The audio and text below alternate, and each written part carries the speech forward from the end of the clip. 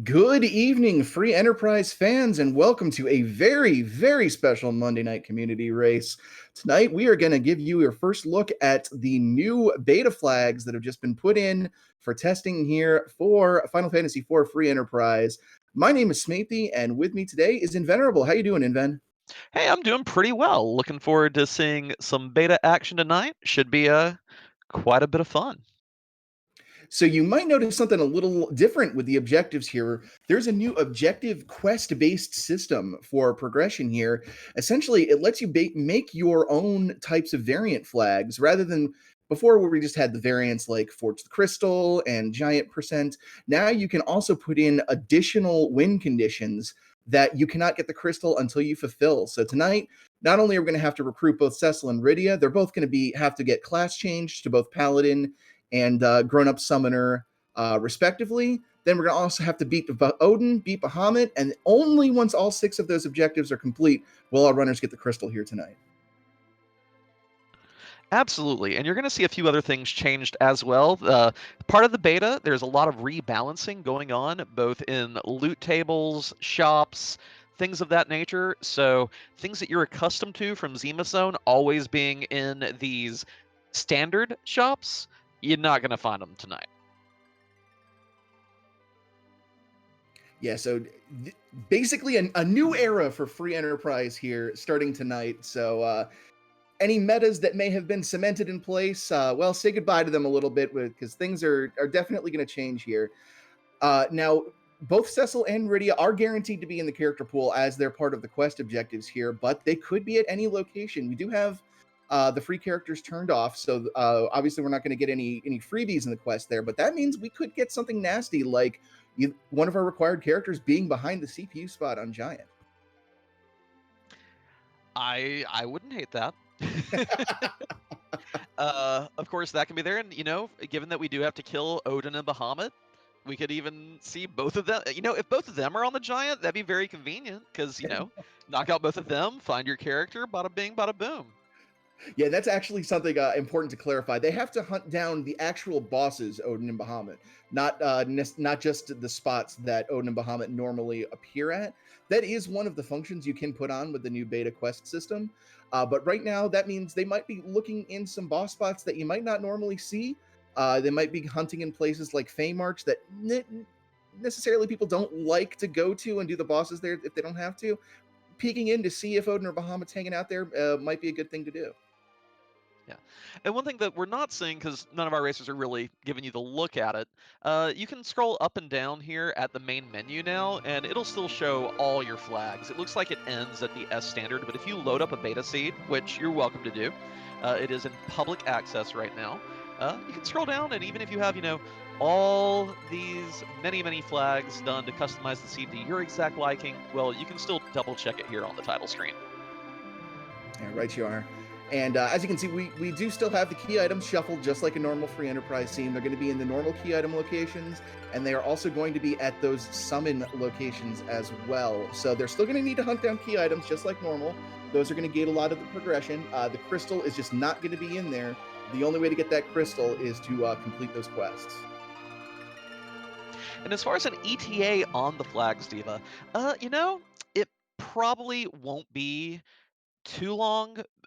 It is true that the characters could be hiding some interesting places, but as far as, powering through the game, we are only running relaxed on the characters flags tonight, so we don't have to worry about a gated Fusoya or a gated Edge. So if we find either of those, this early game will go very quickly. We're going to be able to power through ordeals in Dwarf Castle as soon as we have access to each of them. And then when you're just hunting for the bosses, you can see, is this the boss? Reset. Is this the boss? Reset. So I don't think it's going to be too wrong. I mean, too long. It's going to be wrong, but it won't be long. We got a French vanilla start here. It's starting with Kane and joined by Cecil, so that's one objective already completed here. And oh, that's nice. The little Hummingway coming out to tell you what your objectives are. A little reminder. That's very cute, actually. And interesting to see the divergence already. I know that Paranoia has tested these seats a couple times and may have a better idea of where the new loot distribution can guide you to find, better goodies than necessarily you would find in the overworld. I like seeing this run straight to throw the Magna Key down the well. Yeah, not interested in futzing around in the overworld here. He's just going straight underground to check some things out there. Um, all the other runners doing a pretty typical Baron start here. We do see that Palom is available in Baron in here, guarded by what looks like Vivalis. With Kane available, that shouldn't be too bad of a fight, hopefully. But yeah, we'll get to a quick look at the underground here on Paranoia screen. And I did notice that the first pot in Baron Town had a Dragon Whip. Rydia is required. If you want her to go the melee route, that is the best weapon for her to do so. Except maybe for, of course, an Artemis Arrow, Artemis Bow combination. So if we can find that Rydia, perhaps on Hobbs or somewhere easily accessible, she'll be doing work right out the gate. Yeah, certainly. It is important to note, though, my understanding is the character just needs to have been in your party at some point to trigger the completion for the quest. So I don't believe our runners are beholden to hang on to the character, but they do need to get them leveled up to their secondary class is the other objective, correct? Yes, and well, specifically, you don't have to accept them into the party. You have to reach their recruitment screen. So if it's Rydia wants to join your party, that should be the activation for completion, and then you can send her on her merry way to the Tower of Wishes. You are able to rescue characters on this flag set. Paranoia finding a defense sword here in the Feymarch chest. Unless you're targeting a weakness, that is Kane's best weapon all the way until level 68, when his accuracy boost from levels makes up for the Holy Lance's bad aim. So Paranoia has a very loaded Dragoon already, thanks to diving these higher tier treasure chests. Yeah, and this is a very interesting play. Very risky because there is that Warrior's chest that could be in there that would definitely spell doom to his party if he came across it, but managing to avoid it and get some really decent loot out of there. Very. Oh, go ahead. I got a Dragoon shield, Dragoon helmet, strength ring. Kane is about to carry Paranoia this seed. Yeah, you couldn't ask for much better equipment for your Dragoon this early on. That is pretty insane on Paranoia's part. And we're about to get a spot at the key item in the... Oh, baby! All right, let's get to our deals, huh? Yeah, that's pretty nuts. So we've got a decked out Kane. We've got an Excalibur for Cecil. We have to turn him into a Paladin anyway. So yeah, might as well go up ordeals, get that class change done, and have two extremely powerful melee characters.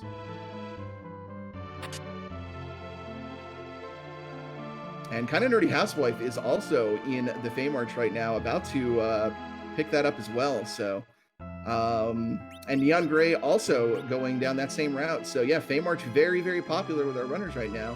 Nice over on Hobbs, and there's a Sid there hanging out by what could be the gauntlets. Nope, just Water Hag. Oh, and look at that spicy cinnamon Cecil. And, the mint-flavored Kane, great palettes here for our starting duo.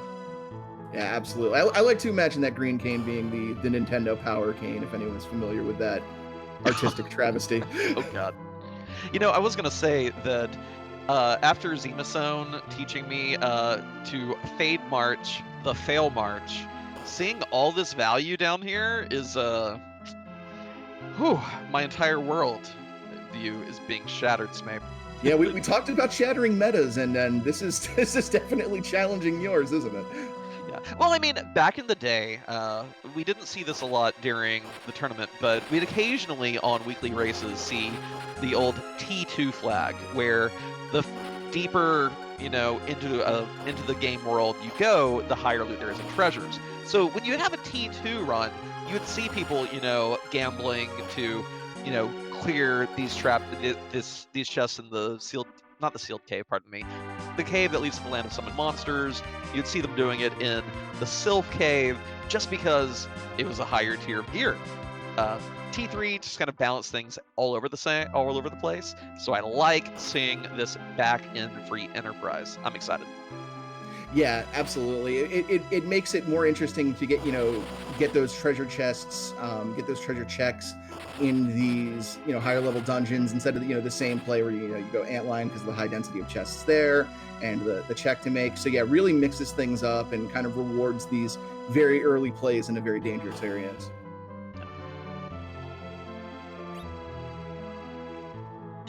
As far as so in our little flags command, we have mentioned the quests that have to be completed to get the crystal tonight. As far as some other things, where are the key items located, Snape? What options do we have in play on those tonight? So we have both the regular locations for the key items that they would normally appear in, and we have them in the quest locations. So from the summon quests, being the Fey March extra bosses, the Odin extra boss, the Bahamut extra boss. So those are those are locations they could do. They're not going to be on any of the lunar fights. Unless specifically one of those lunar fights is either Odin or Bahamut, which we need to complete that quest objective. Oh, and also, of course, Mist Dragon is in play. We did not include the free key item. You can't just talk to Eddie and the Betty. You do have to hunt down Mist Dragon for at least one key item. Maybe necessary, maybe not, but that's also out in play in the world somewhere. Pinktail on this flag set will be in Adamant Armor. Adamant Armor's not removed this week, so anyone who finds a Pinktail can turn it in via the hook. Will be richly rewarded with the strongest armor in the game. There's an Odin sighting. I believe Paranoia is at the Bull Defense. So there's another quest objective right there, assuming it gets to this fight. But with that stacked cane, shouldn't be any problem whatsoever. Throwing some Thrower Rages with the Cecil to supplement it. It should be done in about 2 turns. Oh yeah, so this is one that no one's going to have to hunt for. Odin making his appearance early, one of the required quests out of the way. But also, Naidu finding a spicy pan down in the Antlion Cave. I think we're going to see another quick run back underground by Naidu very soon here. Yeah, I wouldn't fault that at all. That is 3 key item checks for the price of essentially, just running down and doing something you would normally do. No need to double dip into the Sylph Cave there. Getting the Adamant from the Fabul Defense, which unfortunately doesn't really do much for the runners here. But I mean, you can always get a second Excalibur, I guess. But yeah, Naidu, this is very convenient. Like our tracker, Lore Master Motos saying in chat, not going to double dip Sylph, and moreover, it's going to lead him right to Fabul as well. He won't be putting that off because he's going to go get the 2 items from Sheila anyway and get his Odin out of the way in short order as well. Yeah, that's going to be very, very convenient route there for Naidu.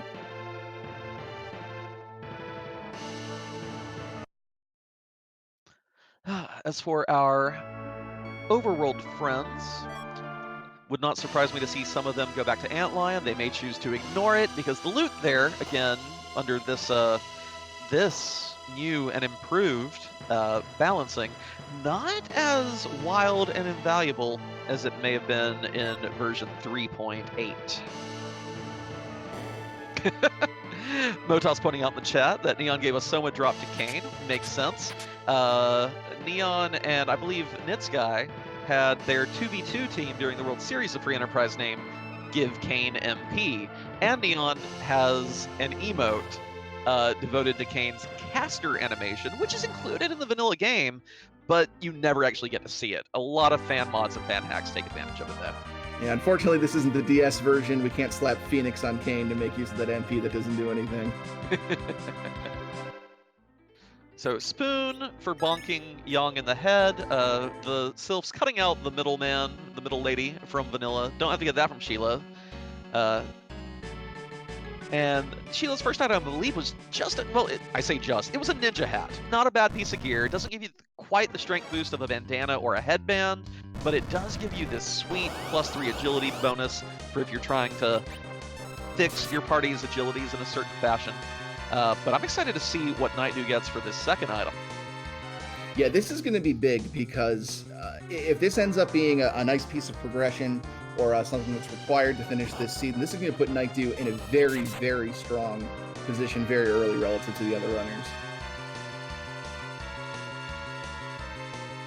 But first, a little bit of inventory fantasy 4, just to keep us on the edges of our seats.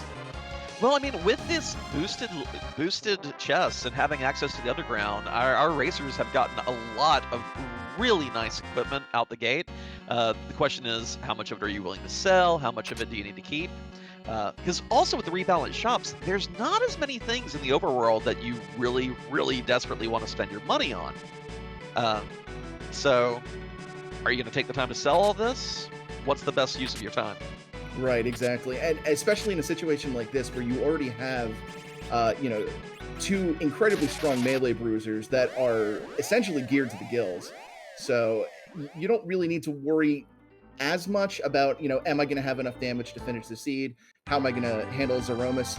That part is, as far as dealing damage, is pretty much covered for you. So you feel a little better about, not hanging on to some of these extraneous pieces of gear in the hopes that you get the right character for it. Absolutely. And our restreamer, Riz, already filling in for you, Shmoo. P key means passes in the key item pool. You won't find it in a shop or a random chest. And characters are not restricted. Specifically, Edge and Fu, they could have appeared in the Baron Inn or on hubs. Our racers were not quite so lucky tonight. And Night 2 getting the nice little message that Odin's been defeated. I do like, by the way, Neon went into that Yang fight forgetting that they hadn't restored HP after walking on all the damage tiles. Still made it through 1 HP on each character. Kane survives. He's a good boy. And the only HP you need is the last one. Here we go. Here's going to be that ninja hat. Boop. And what do we get for the pan? Oh. Just a silver apple, plus 50 max HP on a character, sells for a decent bit, and again, someone who just needs that little extra oomph to survive Zeromus. It ain't shabby. Yeah, unfortunately not the big game opening reveal that we were kind of hoping it would be. But yeah. Paranoia, I think that's our first check into one of the two extra bosses here on the overworld, finding the elements it looked like in the Waterfall Cave. Yeah, a much more important check than it used to be. It was frequently something you'd want to route in at some point just to make the check for Mist Dragon, since Mist Dragon does gate a potential key item. But now with these objective flags that can throw in extra required bosses, very important to peek these two. Could have been Bahamut hiding in either one. Absolutely. No Bahamut there, so we're still looking for two dragons out in the wild. That one definitely is progression, one could be progression. We've got 3 bosses here on Mount Ordeals that I believe Night Dew is going to give us our first glimpse of. So that'll be interesting to see if any of these objectives sort of coincide there. Yep. And Diva asking in chat, will there be new trackers for the quests? There are in-game trackers. As far as improving our weekly overlays, that is something that the crew who works on that will be working into. Don't want to finalize anything until the beta has made a little more progress, just so they know what all they're working with, what all will have to be included. For now, we're going to do our best here in the commentary booth to keep track of everything for you. So far, one of the 6 objectives is complete, killing Odin. We've not found a Cecil to recruit. We've not found a Rydia to recruit. Oh well, no, we do have Cecil. He was one of our first characters. No, that doesn't count. You have to actually. Yeah, okay. There will be my mistake. Another Cecil in the seed. You don't get credit for starting with them. Gotcha. Okay, that is actually important to note. So yeah, thank you for that. Yeah, there was a lot of conversation about that in the race channel to make sure that everyone was aware of that. We reiterated it several times. We didn't want anyone to start with a Cecil or Rydia and think they were in the clear, so that is still something that our racers have to do. Gotcha. Okay. Yeah, but yeah, just as far as like a tracker for the quests, if you're able to take a look at some of at the beta flag generator, there's an enormous diversity in the kind of quests that you can put in. So it'll probably take some sort of creative ways to be able to create a universal tracker for that. But there are some very, very interesting setups you can do for flags going forward. So yeah, I definitely recommend taking a look at that. and just seeing sort of the cool setups you can do for flags going forward with this new quest system. Overlord, that would not quite count. Although that gives you the recruit screen. Well, first of all, you can't ditch a Cecil until you find a 6th character anyway. But it still has to be at the end of a quest completion. If not, then it needs to be reported to bug reports. The intention is that these objectives aren't something that you should just auto-complete by starting a seed. It's something that ideally you want to actually make a quest out of. And there's a dragon lunar boss that Night Dew's run into. Unfortunately, not the one we're looking for. But should not be a terribly difficult fight at this second spot or in Ordeals, and Night Dew should be moving into the Pluya Shrine here very soon. And just a reminder, the beta did go live to the public just this past weekend. So if you're not on the Free Enterprise Workshop Discord, hop on in, get that link to the beta, try to break it any way you can. Boardface wants you to... Boardface, the primary programmer of Free Enterprise, needs to know what's wrong and see what quests you like, see which ones you'd like to add, throw them in feedback, throw the things in bug reports, and have a good time. Naidu, meanwhile, about to be the first one of our racers to complete a second of the 6 quests. Soon as he clears Ordeals, that'll be number 2. Oh, get cooped. Oh, there are so many new things. An easier to answer question is what has remained the same. I mean, fundamental gameplay is still the same, but there are now customizable objectives, there are more game modes, there's rebalancing and more options for balancing your shops and your treasure pools. Whew. There's a permadeath option if you are touch masochistic. What else am I leaving just off the top of my head that is very irrelevant in your opinions, ma'am? God, the permadeath was the big one that I wanted to make sure people were aware of. That there is new levels of insanity you can reach where your characters will stay dead if they are dead at the end of a fight, and then is it perma-death is what it's called? Permadeader. Permadeader, excuse me. Yes, where your characters will stay dead even if they die in a scripted fight, like say you kill them to speed up the Dark Elf fight. They will still remain dead even if it is a fight you can't win. So there are some really, really insane things you can put on your flags now. Absolutely. And there we go. All Cecils have become paladins, which means Night Dew. I admittedly lost a little track of which runners picked up that Excal and which didn't. I know that Paranoia and Neon grabbed it. Did Night Dew get that Excalibur? I'm fairly certain Night Dew did, because I believe Night Dew went down to the Fame March. I think all of the runners have been to the Fame March at this point. But we'll see. Actually, it's putting a fire sword on, so maybe not. I'm thinking that Night Dew didn't take that loot route. We did see Night Dew go to Antlion early and thus not have to double dip Sylph, unlike the other racers. So Night Dew probably also did not do that Fame Arch dive. If he does it soon, that Cecil will be a force to be reckoned with. If not, lagging a little behind DPS once the other 3 wrap up Ordeals. Yeah, granted, the extent to which Kane is set to go here is pretty good, but he's missing out on some really, really good stuff that was down there in those Fame Arch chests. Yeah, just basically the full set of Dragoon gear, the defense sword. It was spicy, and with this black belt gi up on Ordeals, ooh, either a Kane or a Cecil is going to be loaded for bear. It's going to be very nice for this team. I do have that spoon, so Edward can really contribute to damage if he does show up. Oh, spoon flag is included. There's a little memery for you. Hey, Keladorn, thank you for the resubscription. The Free Enterprise community appreciates your support. And while our runners sort of just kind of cross paths here, speaking of support, I do want to give a shout out to our restream team here today. We've got Motos working our tracking here tonight, and Rizliu. I'm sorry, I probably butchered that, and I apologize. Doing our restream tonight, so thank you to you, both of you, for helping out. Couldn't do it without you.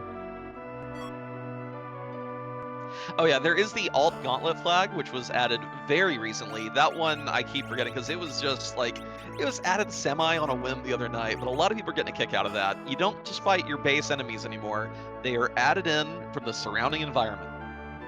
Yeah, and Which that's actually a lot of fun because then you can start to see some enemy formations that you normally never see in Free Enterprise from just from those wilderness encounters that everyone just kind of skips over. So I can't wait to start seeing that in more mainstream play. Oh yeah.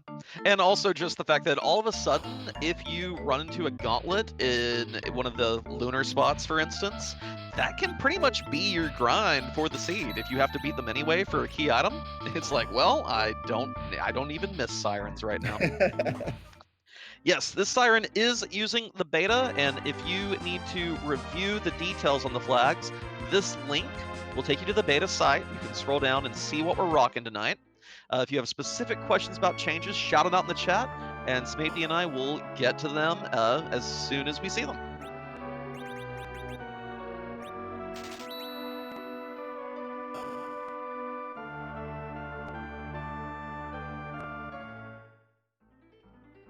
And Paranoia finishes the Kluya Shrine here, so completing a second objective there. Kind of nerdy housewife going to be not far behind here, working on Pale Dim, and then we'll move in to that relatively free fight with the Kaipo guards inside. So, Oh yeah, with that Excalibur and the starting Cecil, pretty much all our racers are going to be in a rush to clear ordeals, get that Paladin powered up, and unsurprisingly, we're seeing Neon head on down to Dwarf Castle, another one of the required completions. This will upgrade Rydia wherever she may be.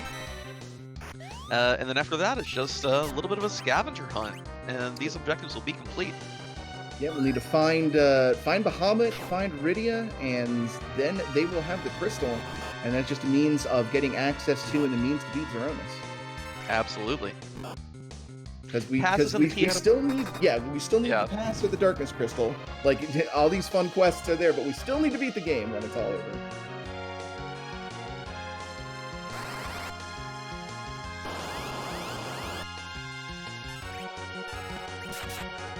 I'm kind of hoping personally that, well, first of all, did you see anyone visit Kaipo to see who was in the bed? One person did, and I don't think it was anyone noteworthy. Okay. I was kind of hoping that would be Iridia. So, of course, Darkness Crystal will immediately give us access to a character check along with the entirety of the moon. It gives us access to another character at the end of the Giant of Babel. Whew, that would be a fun place. The Hook will give access to a character check in Cave Evelyn. Earth Crystal will give us 2 more. And, of course, there's one here in the Dwarf Castle that we've yet to see. Yeah, so still plenty of places to look for people. And that's usually usually these recruitment drives are something you do early when you're just looking for the power that you need to get through the game. But this really kind of changes up the importance of when am I going to route in these recruitment efforts, because I'm going to need to find X and Y character in order to finish this. So it's really interesting seeing how our runners are sort of approaching this. Yeah, we did have the Gauntlet as the second boss of Baron Inn, and we had the Officer and Soldier combo up on Ordeals. So that's 2 of the enemies, relatively easy, like the enemies that lack the boss bent out of the way. So we end up having to fight lunar bosses for access to, say, well, not lunar bosses, they're not in the pool, but if we have to fight, say, the Bahamut spot to get the Earth Crystal, one of the Bay March fights to get the Earth Crystal, we'll be missing the fact that some of these freebies are already out of the pool. Yeah, right you are. And especially if Bahamut ends up being on the moon, they'll have to, go up and do those moon fights. Granted, it's not going to change his difficulty too much because, Bahamut is still Bahamut, but could be waiting in one of those lunar spots for our runners to find. Ooh, and it is the Hook in Baron Inn, so that is one of those character checks, and you can also spy the boss at the Rubicante spot when you pick up that character. Could very well be our Bahamut and our Rydia waiting down there. Yeah, Naitu, a very seasoned runner of this game. I'm very curious if that's going to be the plan here to go, check that character and go a little bit further and maybe see if they can see who the boss is. Paranoia here making a real gutsy play, going for this Dwarf Castle fight with what looks to be a... That Kane is probably like level 17 or 18, and that Cecil is level 1. I mean, we're dishing out tons of damage here, but not a lot of health or healing to back it up. Yeah, really, really gutsy. I do like it though, because this is very much within the realm of possibility. It's going to be certainly, and there, just as I say it, knocks it down, makes it look easy. Really, really strong play there by Paranoia. Oh yeah, and a spicy amount of XP, getting 18 levels at once on that Cecil, 4 more for the Kane. Gonna get an extra character here. Naidu is making that hook dive as well. You normally wouldn't see people make a hook dive after already having done the Magma Key, but this seat has given our racers a reason to do so. And we've got Porum, so a white mage is in the mix. Probably not the white mage most people would want to see, but definitely welcome. Oh yeah. And she's down. Well, as expected.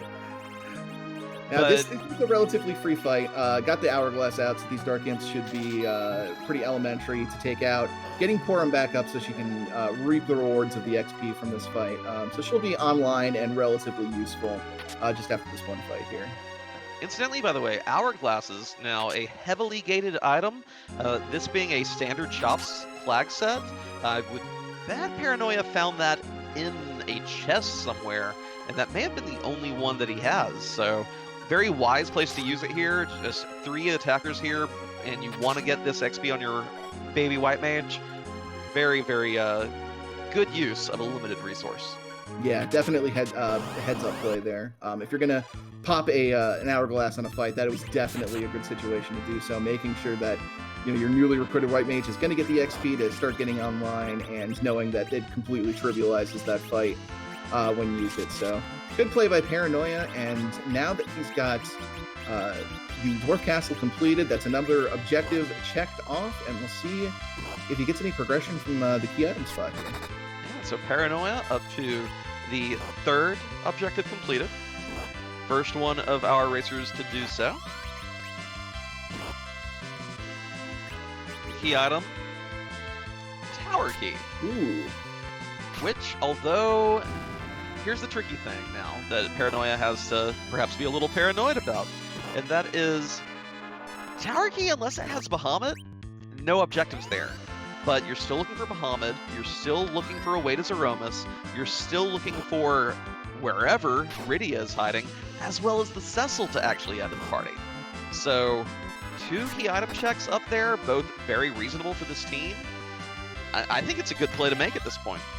Yeah, it's a really interesting conundrum when it comes to routing in the situation we have with these quests, and is you've got to not only take into account that you're hunting key items because they represent progression and, in the case of, say, the Darkness Crystal or Pass, actual access to the end of the game, but you've also got to keep in mind that you're still hunting these objections. So this really throws a lot of the weightings that we're used to about, like, well, okay, 2 key item checks in tower, but I might be able to get, 3 quicker in this place or something. Now you got to keep in mind, okay, it's 2 key item checks, but it's also 2 boss checks, and I'm still 1 boss away from completing my objectives. So yeah, it really changes the way we're gonna be approaching and thinking about the relative value of different spots. Notably, by the way, Naidu did lose a couple characters to the Sailman Trap Chest. Shows again how much we've relied on those Hourglasses. So even these fights that we would formerly take for granted, still knocking down half the party here and putting him in a risky situation. And that is Young, and CPU is going to be in the Rubicante spot. Well, those 2 are kind of a bust, given the goals we're looking for. Question is Naidu going to gamble to walk all the way down here and look at the King-Queen spot? Could be Mist Dragon with an important key item. It could be that Bahamut fight. It's a little bit of a jaunt, so I'll actually be shocked if he doesn't. It'd be a huge gamble. Like, it would be, but, you do have a little bit in your favor here. You've got Cecil, who has... and he's also got exits. So they've also got exits in their party here. So yeah, just gonna go out. I would have been tempted to make that play, just because you've got access to that Mad Odor chest for a little bit of XP with the life glitch there, and you would be able to make those chests in the long run. Yeah, probably a gamble, but one that I might have been tempted to take. Ooh, and the Elements fight is here at the top of Babel, so that must have been someone else over in the Watery Pass, which I think one of our racers just peeked it while I was paying attention to who this boss was. Yeah, it must have been just Mylon's Z himself over there. Silk webs in the Kaipo shop, another one of those items that not 100% required, but very handy, especially against some rude bosses. Speaking of rude, not a very fun fight here so far for Paranoia. Actually getting hit with that curse ability, which you don't see come out very often. But this is a very high HP spot here at the top of tower, so this might be a little bit of a slog. And is choosing to Berserk Kane, but Kane's in the back row here, and I'm not sure if we ever saw him.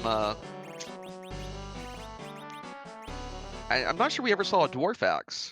Yeah, I was just thinking that same thing. I don't think we saw it because he's been using jump the entire time to get around being in the back row. And yeah, you can see that the damage is about half that jump was doing, which seems to go in line with the multipliers from both the Berserk and being in the back row, but still putting out decent damage. So maybe not the worst decision. Yeah, well, the great thing here is that the Lugae spot is one of the ones that has just bottom of the barrel magic attack. So even that split glare between Cecil and Kane was not enough to knock the two of them out. Yeah, and Porum rallying the party, move up to the front line here so that Kane could extra damage. So yeah, really putting out some solid numbers here. Should have this in the bag unless something terrible happens. Oh yeah. I like that we have two different Valvaluses in two different places right now on the restream. One significantly easier to deal with, and the other, well, actually no, both probably pretty similarly easy to deal with, since one of them only has about 400 HP. And here's something that I don't think we've seen in Free Enterprise in an age. Kinda Nerdy Housewife taking a random underworld encounter. Nope, no siren for an easy dragon egg, but wanting to get these levels on Palom, get some spells on the Quack Kid, so he can start contributing to the team. Yeah, I really like this. This is a very heads-up play, knowing that Palom, once he gets a few levels under his belt, really becomes a substantial threat. Really packs a lot of power. So I like trying to get these few levels on him to get that Quake spell and get online. And Dark Paladin, you are correct. Your starting Cecil does not count. We definitely made sure of that in the race chat. Messaged them again and again and again. Yeah. Look who's operating the super cannon today. It's Bahamut. Another one bites the dust. Paranoia with a fourth objective complete. Strangely enough, only needs to find his Cecil and Rydia now. Kind of not the two I would have expected to be the final ones remaining. Yeah, it's kind of crazy how this has worked out. Now, he still doesn't have any access to Zeromus in any way, so still the key item hunt is on, but now definitely is going to favor those locations that are going to give him character checks, because he needs to get both Cecil and Rydia to finish this off. Yeah. Oh, and Motos, if you don't mind marking it off, I'm fairly certain Paranoia got the Baron key from that Elements fight up at the Lugae spot, which that would be next on my agenda. 2 more key item checks and a character check. Great place to go hunt for that Rydia, hunt for that Lunar Access, or maybe find an Earth Crystal. 2 more characters to check there. Yeah, that's a very kind key item to get on top of the tower when the tower already has Bahamut for you. Because that, like you've got the character that you get there, that opens up 2 more checks that you can do for key items. So yeah, that is a brain dead play to make there. Just absolutely, that would be where you would go next. But the question I have is that Paranoia, I believe, noped out of the Gauntlet fight. Oh, and a Twin Heart, by the way. Paranoia noped out of the Gauntlet fight earlier, and I wonder if he is going to give that a go while he's here in... making that decision. I'm just going to crash my airship into the... He juked us into thinking we were getting music. I'm on to you, Paranoia. Yeah, but I wonder if Paranoia is going to bother with that gauntlet this time, or just rush headlong into the castle. And yeah, rushing into the castle, I like. This is actually saving him a lot of grief, because everyone else who has devoted their time to clearing that gauntlet, and has then run down into the into Cave Eblana, not having a good time. Definitely have to feel like they wasted, 4 to 5 minutes. Yeah, this is a big power play here because Paranoia probably is weighing it. Well, it's 2 key item checks here in a character versus 1 key item check in a character. I'm gonna play I'm gonna play what's gonna give me the most payout overall. Plus, I'm gonna play off the assumption that I've got this key. I've made this this play to tower. I'm gonna follow where this lead goes, and it's not gonna send him off course like that playing Baron Inn is. So this is really big for him. Yeah. And Dark Paladin asking in chat, you absolutely right. We've not seen a Mist Dragon anywhere.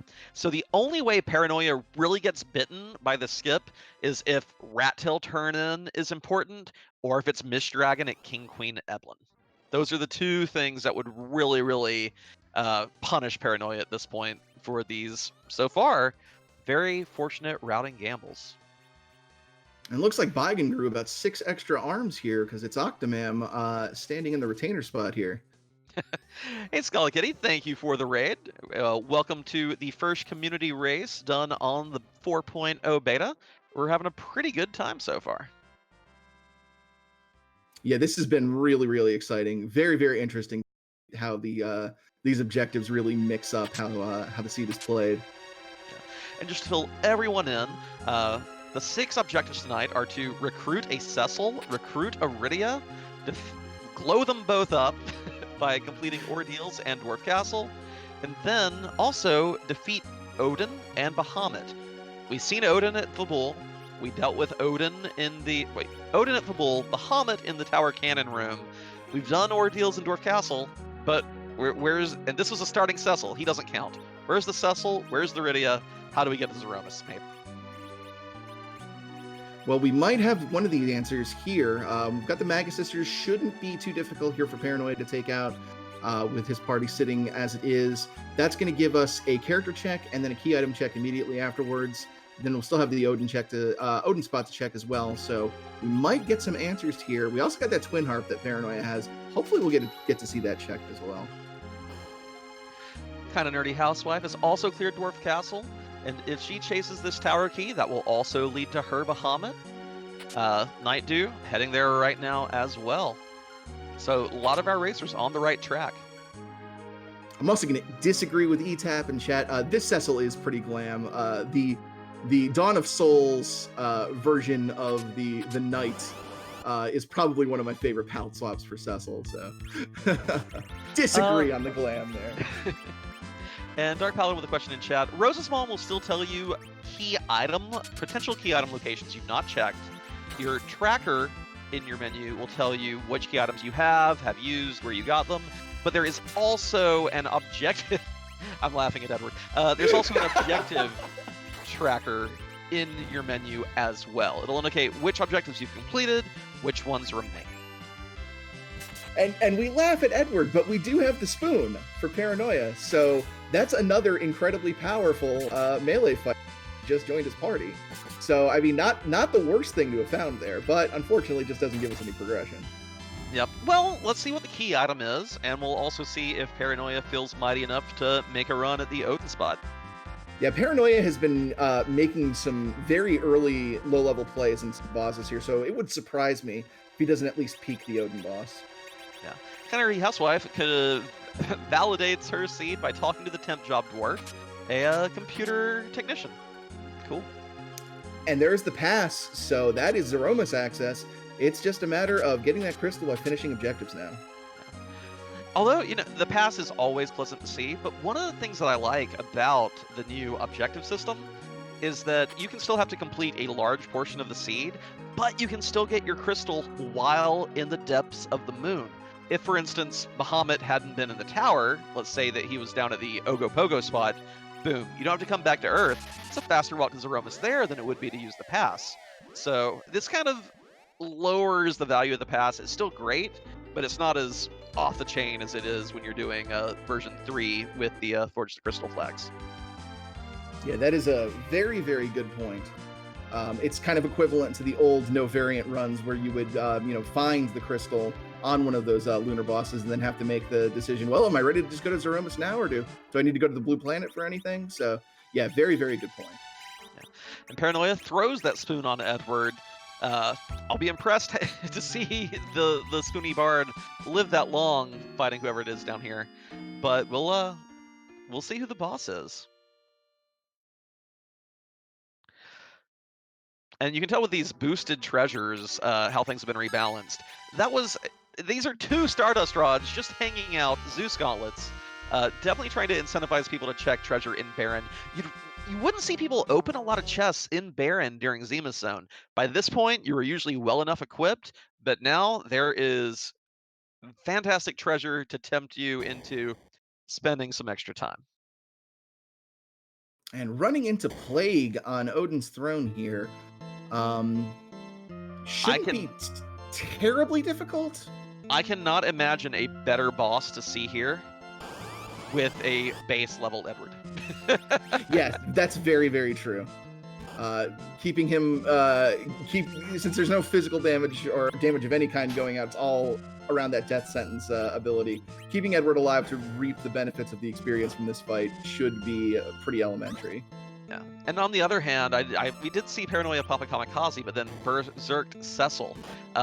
Edward's a very easy character to just bop and life and bop and life. So Edward actually kind of the dream character to get right before fighting Plague. Paranoia has to be breathing a sigh of relief right here. Yeah, that 60 HP is very, very easy when you need to time proper death in real lives here. Oh yeah. Choosing to Zerk up Kane as well. We're going to see another death counter reset by virtue of Eddie being revived and not having one. And Eddie with a spoon is pretty good at beating himself up. Yeah, when you start to think about what is actually being represented on screen here, that Edward is being condemned to death and deciding, no, I'm going to do it myself, and then smacks himself in the head with a spoon. Final Fantasy IV is a very serious game, folks.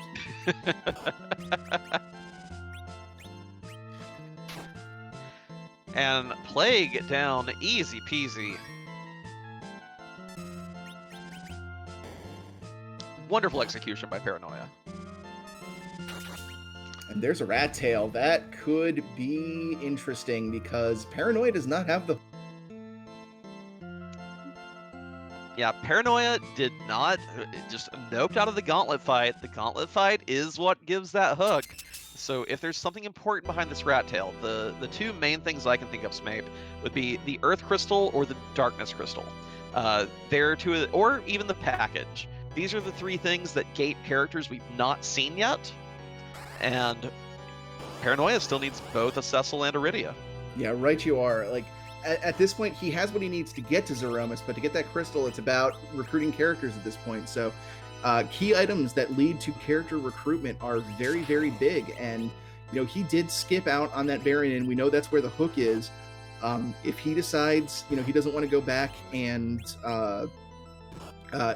finish off the Fable Gauntlet there. Actually, no, he's going into Baron, so that might be what he's doing right now. So, gosh, almost psychic here. Well, I mean, it's likely that you didn't want to do this fight early because it's annoying and time-consuming if you don't have, real good damage output. But now Paranoia has 3 different characters, all of whom will kill anything in the gauntlet in one shot. So I feel this. Delaying it till a point where the fight goes super fast rather than being, just a slog. And answer a question in chat, Alicel, they do just have to find the character.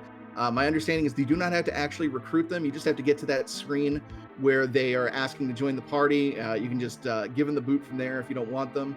As long as you get there to that screen, then you are good to go for fulfilling the objective. Yeah. Dark Paladin, your homework for the weekend is to go watch... It's old like Top Gun. Your homework for the weekend is to go watch Robin Hood, Prince of Thieves. starring Kevin Costner, Alan Rickman, Morgan Freeman, and one of my favorite names to say, Mary Elizabeth Mastrantonio. Yes, you can substitute Men in Tights. They're basically the same movie, just different interpretations of the same source material. One has more Dave Chappelle, you know.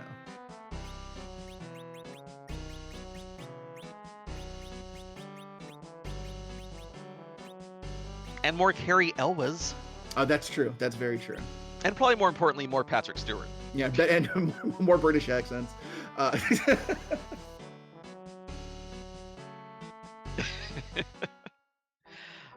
Well, a whole lot of racers retracing Paranoia's steps, and Paranoia is now retracing their steps. It's come full circle. But as soon as Paranoia gets done, we should be seeing what this rat tail yields.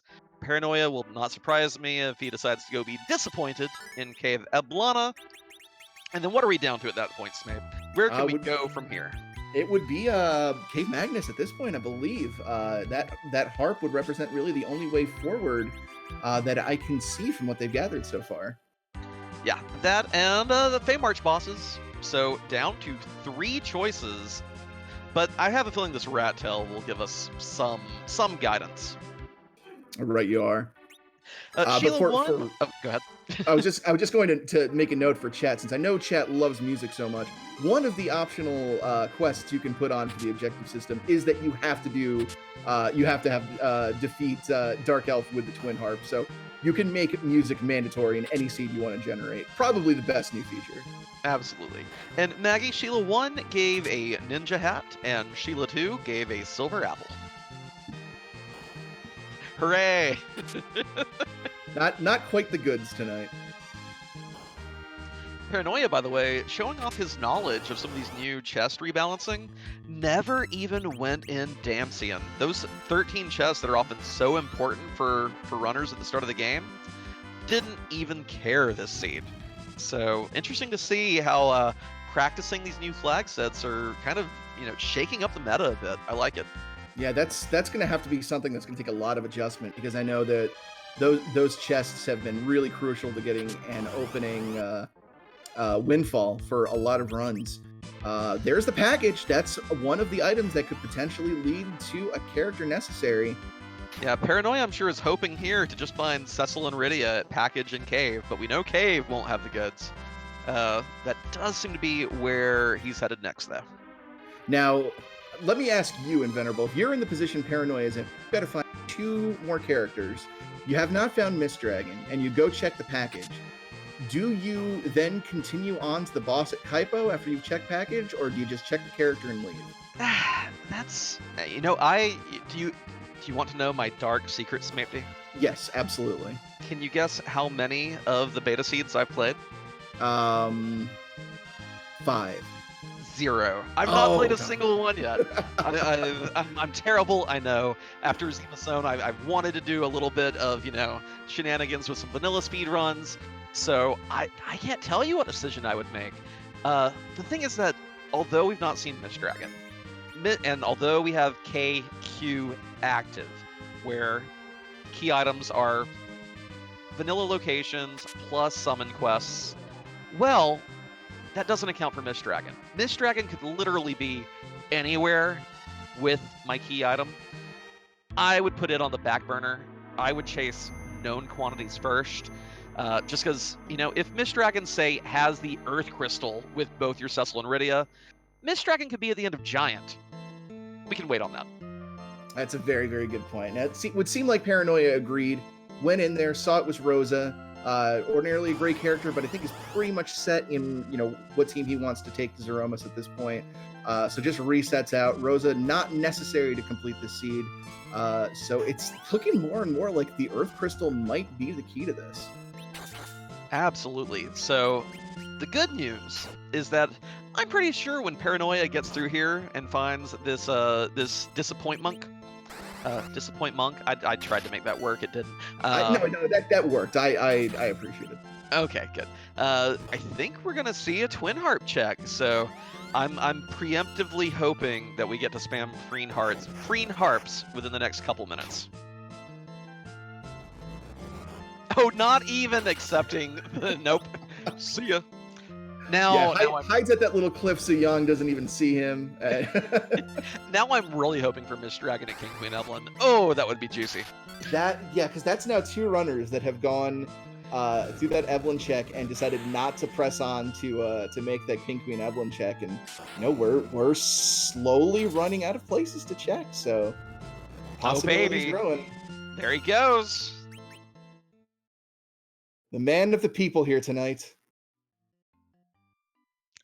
Oh, I thought he was going to check the what we affectionately call the chocobut.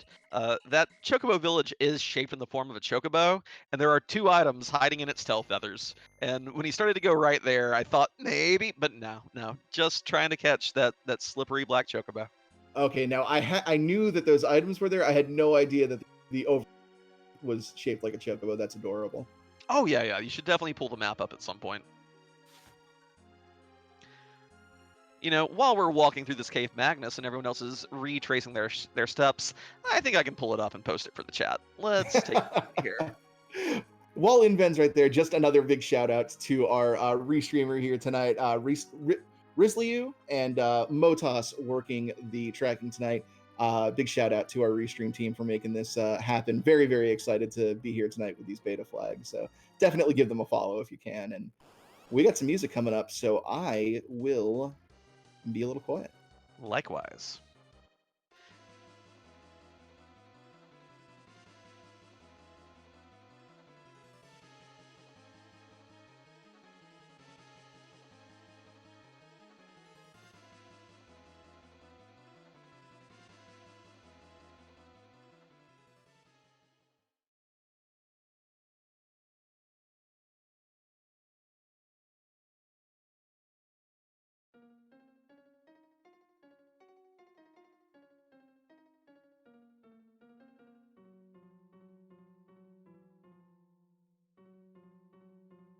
Yeah, I'm not hearing anything either.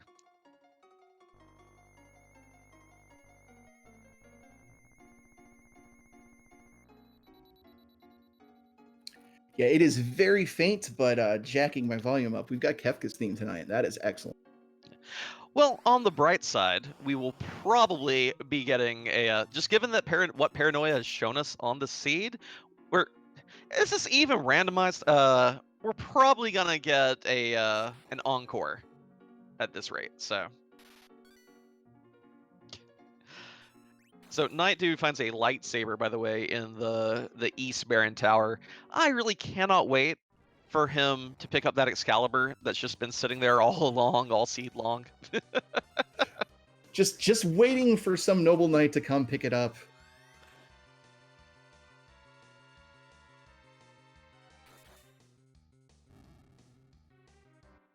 I also dare say Night Dew is falling prey to the dreaded pot of greed with all the spicy loot. I think your team's probably all set here. On the other It's hand, definitely something I fall victim to all the time. Is even though I've got these decked out characters, I just want more. There could be an adamant armor in that next chest. You never know. just a ribbon. We are either going to have to find a Mist Dragon or beat up some Feymarch bosses. That is very, very interesting now. But one of the things too, regarding the extra looting on this flag set, it actually kind of makes a little sense, not for the sake of getting equipment, but rather because of the restrictions on some of those more powerful Japanese items. Bacchus wine from the original version of the game, we didn't get it in the States. You love to have it, especially with a team like this. We have Kane, we have Cecil, we have a Spoonwort. You want Bacchus wine. Well, you're probably not finding it in shops, so every flask you find in a chest is really nice. And I know Naidu found a couple in Cave Evelyn earlier, so that may be influencing a little bit of that extra loot. Yeah, some of those J items just so nice to have, and being so used to being able to find them in shops, it's going to be a very big culture shock to them being very limited resources. I believe that's how they were in the original Japanese version of the game, is that you couldn't just go to a store and pick up as many hourglasses as you could. They can only find them in chests. So it'll be interesting to see how people sort of conserve these limited resources in this new environment. And Naidu choosing to say no to the Twin Harp, also chasing down Feymarch here, gonna have that momentary little sigh of annoyance when he grabs this Excalibur out of the rat tail chest. And we'll see if he decides to take a swing at these Feymarch bosses. Paranoia is about to do it.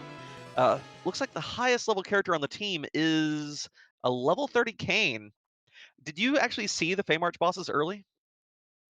It was Dr. Lugai and Calcabrena, if I recall correctly. And I think Kinda Nerdy Housewife was given a second chance at Kefka's theme here.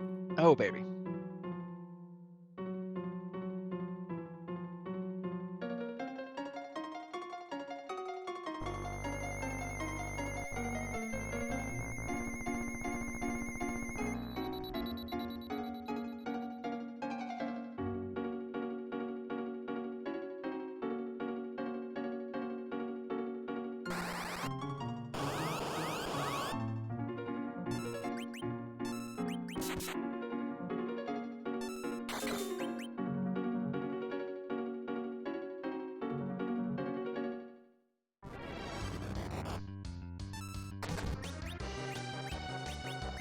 Boy, that translates so well to MIDI harp. Oh, yeah.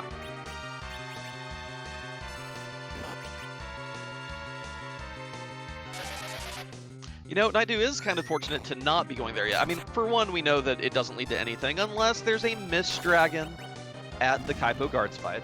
But also, note that Nerdy Housewife here, with that Excalibur, ooh, there's, I think, the first quad 9s we've seen all seed. I love it.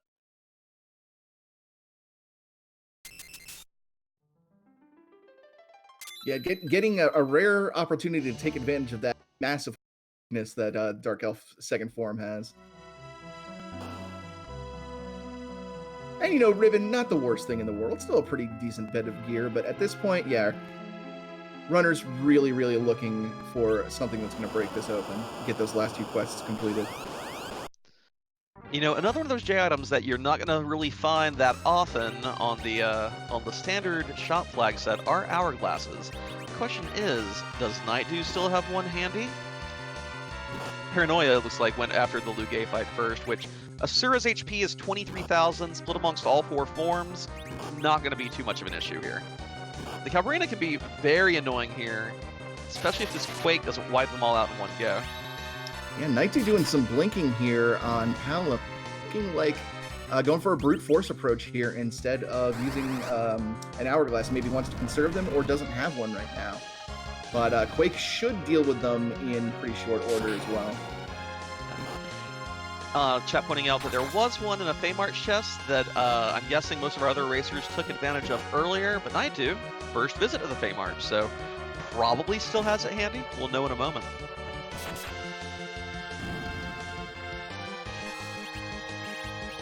I think the big doll is about to come out. Yep, there it is. That's unfortunate. Of course, there's an HP range where the big doll goes right back into 6 smaller dolls. So, and that Quake did not retarget, and Naidu takes the reset. Yeah, that's just really, really frustrating. I can't blame resetting out there after trying to set up the multi-kill and just missing it. Honestly, that last Quake probably would have finished it, so just shy of being able to take out Cabrera. Paranoia clears Lugai at Asura and gets the Darkness Crystal. Ooh. I don't think there's any way Paranoia doesn't deal with this other fight. Of course, we've not seen Mist Dragon. If there is a chain involved here, Earth Crystal or Lukaki are the 2 that would do it. And if this doesn't give a chain item, it means the Mist Dragon is holding a key item chain. Right, and not to mention that Darkness Crystal opens up a character check. It opens up 2! The Giants. You can get your one in the Lunar Deus and your Giant one. You gonna go chase those down? Oh, rough decisions that people are having to make here. Yeah, this is it's very interesting that we're an hour in seed and there's still so much up in the air just because of what our runners have to do to actually complete it. This has been a very, very interesting look at how these quests change things. And Paranoia running into the same problem, getting the big doll. Yeah, Nightdew did not hesitate to throw that hourglass this time. And I'm pretty sure based. Oh, Oh? the Palom getting confused and Cecil covering the confused Palom so he can't get knocked out, and then Palom stops himself. That is Oh. an interesting interaction. For those who are familiar with SNES 9X, I could tell that Nightdew was hovering his mouse over the reset button. He did not like parting with that hourglass for that fight. He was waiting to hit that reset if he did not get a valuable item from the Calbrina. Saw the Luca key, did not take the reset. Gonna just have to live with the lack of the hourglass. Also, 10 key items now, double XP incoming. Yeah, and already with a very, very strong party composition for Zeromus, so that's a good position to be in with the double XP.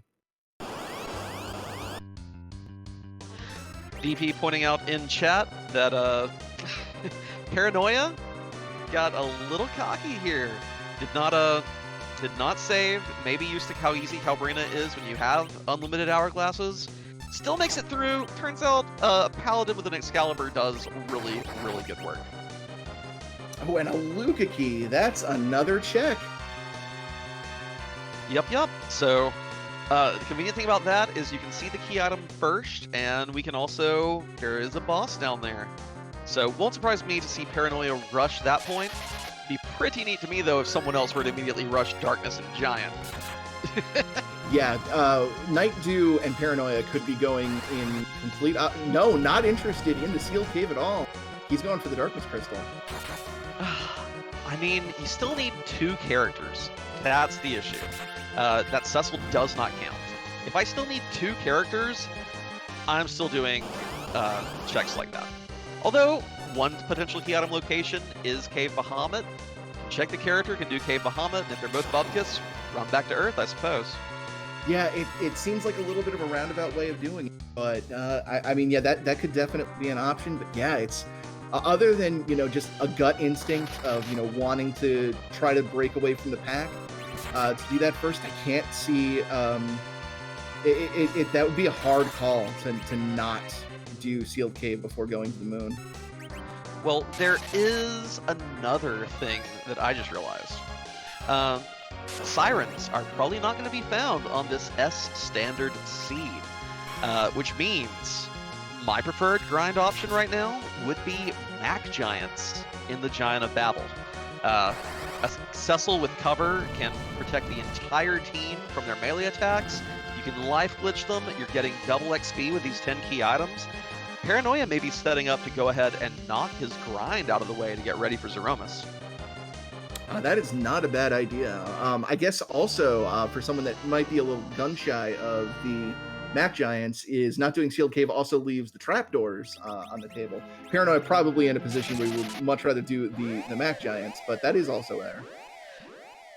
Paranoia landing in the wrong valley. That's not where the that's where the Hummingways are. I was curious. I thought this was some sort of new setup. I was like, see what happens here. I've never seen anyone end here before. I think this is just antsiness, because Paranoia knows he full cleared everything up to this point. So I can definitely, nerves are definitely playing a part for Paranoia and Nightdew at this point, just because of sheer completion percentage they've accomplished so far. Yeah, right you are. And it looks like Nightdew was making the same decision, deciding to completely eschew the Sealed Cave here. Very interesting. I mean, I may be overvaluing Mist Dragon because we're in the commentator's booth. Anytime you're in commentary, you want a rude Mist Dragon. So we may be hoping a little too strongly on that front. This is probably a smarter play by our racers tonight. That's a good point. Bada bing, bada boom! Objective 5 complete for Paranoia. Yeah, that just leaves our summoner to find to complete the last objective and open up the way to the end of the game here. Yep. And there you see the objective complete. It happens right before you enter the swap menu.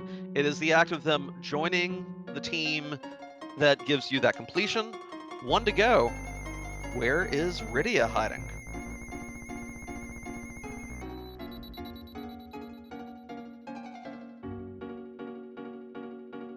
I like this play into Cave Bahamut. It's going to be a nice dose of experience. Ooh, You know, Kinda Nerdy Housewife is not resetting out of the package. So either she wants Rosa or she wants to check that Kaipo boss. ooh.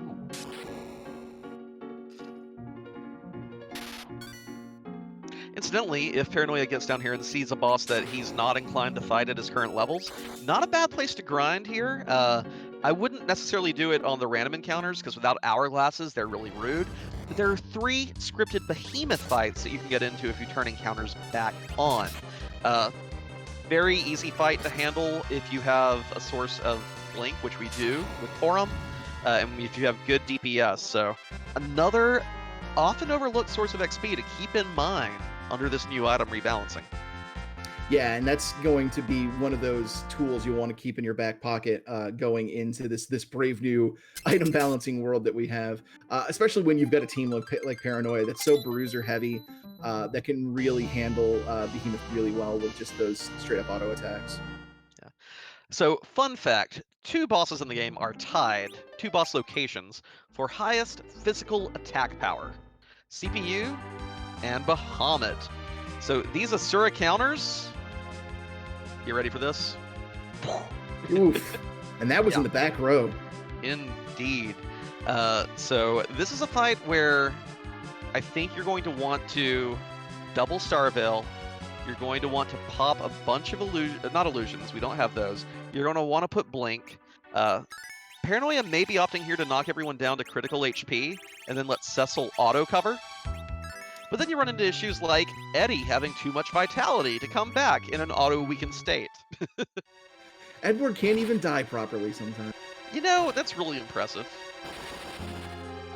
But yeah, that would be a really clever way through this would be to set up that critical HP cover strats on Cecil. One of those things that's often overlooked that Cecil really gets access to when he becomes a paladin is that cover ability. Since he's in the back row, his back row glitch, he's going to take damage like he's in the back row, regardless of who he's covering.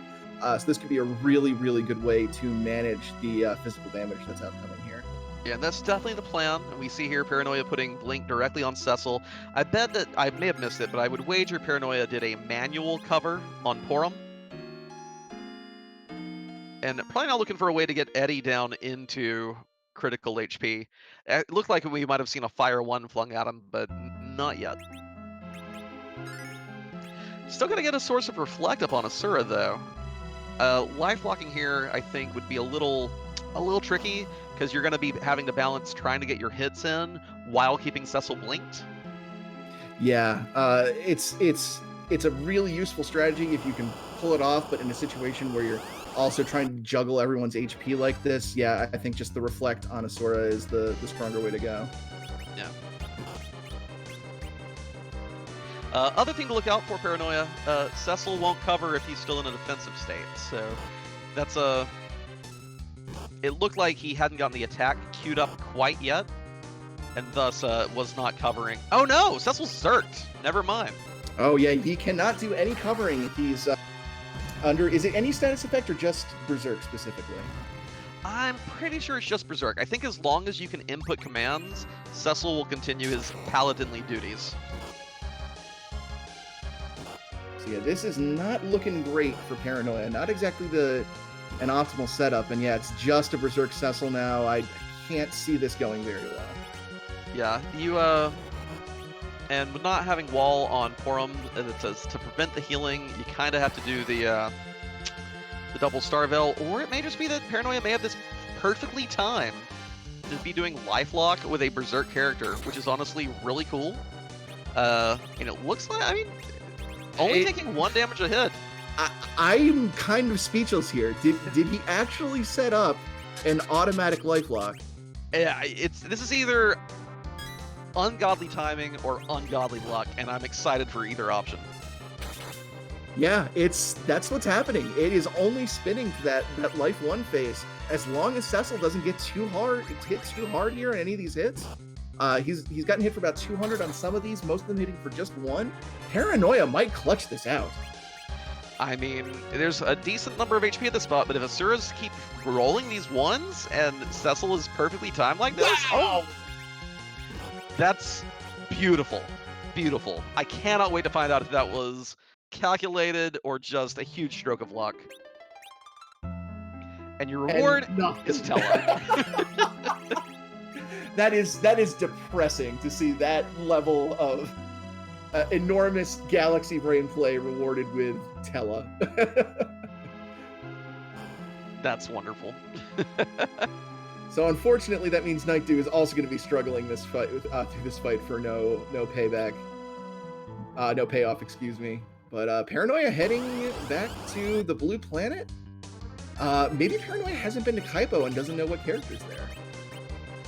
Well, you know what I'm really hoping for at this point?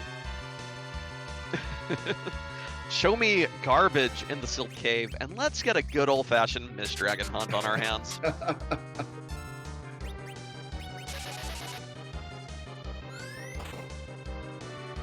Now, I didn't check, did Kind and Nerdy Housewife go all the way to Kaipo on the package check?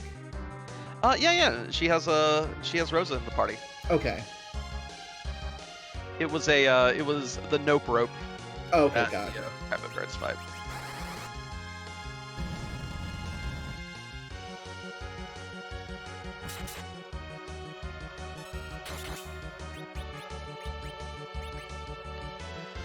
So I know I mean, it's still all eyes on Paranoia. Has cleared out everything else in the seed so far. Yeah, just sort of been the trailblazer here, and everyone else, just kind of following the same route here, just sort of got to everything in a more efficient manner, and now everybody is kind of catching up. I am very confused. What is happening here? Does Paranoia... Okay, checking the package character. Does Paranoia then intend to go to the Giant and say, you know what, if it's Sealed Cave, I lose, let me go to the Giant and see if Rydia's there?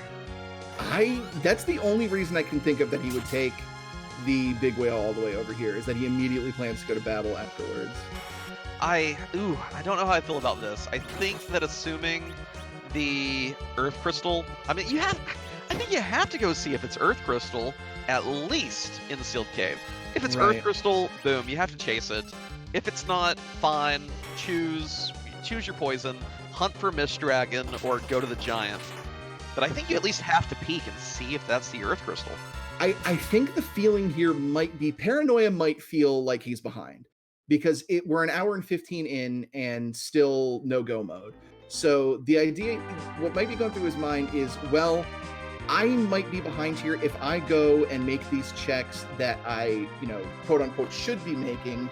I'm just going to keep being behind. He might be going for like the Hail Mary here that, well, if I go against the grain, then that could be my chance to get caught back up. Who knows exactly what he's feeling, but that could be what is influencing the decision to go to the Giant here. And of course, Giant, a great place to go ahead and gain your levels. There's always the possibility that the boss of Sealed Cave is exceptionally rude. You know who we have not seen this seed? We have not seen... Oh gosh, we have not seen Wyvern, have we? We've not seen Wyvern, we've not seen Golbez. Two of the nastiest fights at that Evil Wall spot.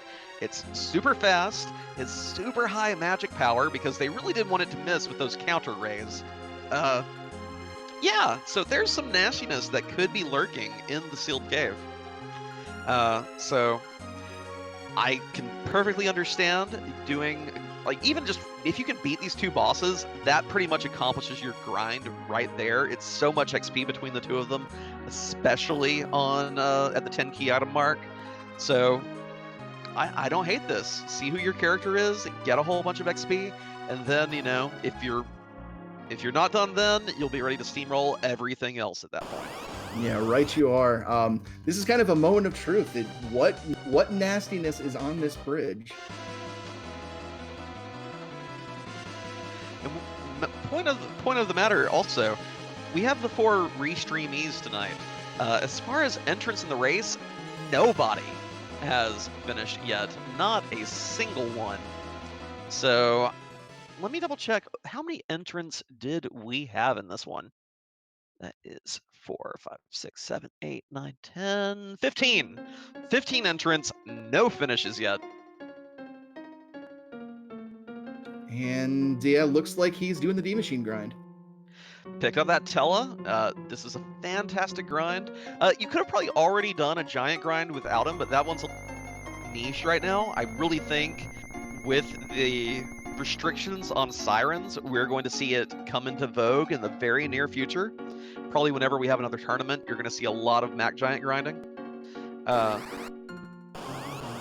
But with this specific setup, though, yeah, the D machine makes a lot of sense, especially since you've got some really good equipment for Tella to sort of mitigate some of those mischances that he tends to have with his weak spell that have messed up a couple of my grinds. Not salty about that or anything, but yeah, with the Gaia Hat Stardust Rod, he's in a much better place to actually be hitting those weak spells. oh yeah. So while it's grind time, well, Night Dew has cleared the. That's all she wrote on the music. I believe all 4 of our racers have completed Twin Harp at this point. Yeah, very rare that you see 4 instances of music on stream when it is not required in any way whatsoever. So where is Naidu gonna go next? Naidu has already cleared that Bahamut spot as well. At this point, Naidu can either give us that sealed cave check, or can likewise go on a Mist Dragon hunt or a grind fight hunt. So all eyes on Naidu now. Yeah, if Night Dew decides to deviate from Paranoia here, then it's just a matter of whose strategy is best. If he follows Paranoia for the grind there, then that's going to give Paranoia a very, very strong move. And Compassionate Void in the chat, doing beta flag races already? Yes, we are. So if it breaks and no one can win, well, it's not my fault. Yeah, we're not going to float that possibility too much. That the reason nobody has go mode yet is that the seed is broken, but it is a beta. I will mention that. No. But what is looking to happen is that it's going to take a while for anyone to finish because I rolled a rather rude seed. Rydia is hiding. All we need is to find Rydia, and we can go kick that Zeroma's booty. But where's Rydia? So yeah, Night Dew is deciding to go into the sealed cave here, actually checking the chests here, and again, it's a function of that what you've been talking about with the way the chests have been rebalanced here, and actually finding some great stuff. Murasame in one of those chests, so could be some nice payout here. You know something else cute about this seed, Smate? What's that? So we had characters relaxed on, which means Edge and Fu not gated. Not seen a single Edge or Fu anywhere in this seed, and Naidu is stalking these ninja swords. I'm gonna bet Rydia is at the end of the giant and Edge and both in Tower of God. No. Paranoia's gonna get through here and find an Edge or a Fu. It's gonna be Earth Crystal behind Mist Dragon that has the Earth Crystal. That could also be a strong possibility, because we still have all of those lunar bosses that haven't been checked. Mist Dragon could be any one of them. Mist Dragon could be here on the giant, and yeah, that could be that Earth Crystal that Mist Dragon's been holding on to. Oh! Just a pink tail. Oh my god, that means it is Earth Crystal behind Mist Dragon. That is phenomenal. You know, someone said the other day, if Rydia's not behind CPU, then they've got to find Mist Dragon. Someone the other day said that I had stolen Scala's powers for rolling cruel seeds. And with this one, I don't know what to do with such powers, mate. I don't know how to handle it. Scala, it's something you're going to have to learn to handle. Find an appropriate teacher, one that can, teach you to keep that power contained. Scala has ascended to a higher being that can just grant her power out freely to create evil seeds, and it's just something we're going to have to learn to cope with. Just a new breed of human being.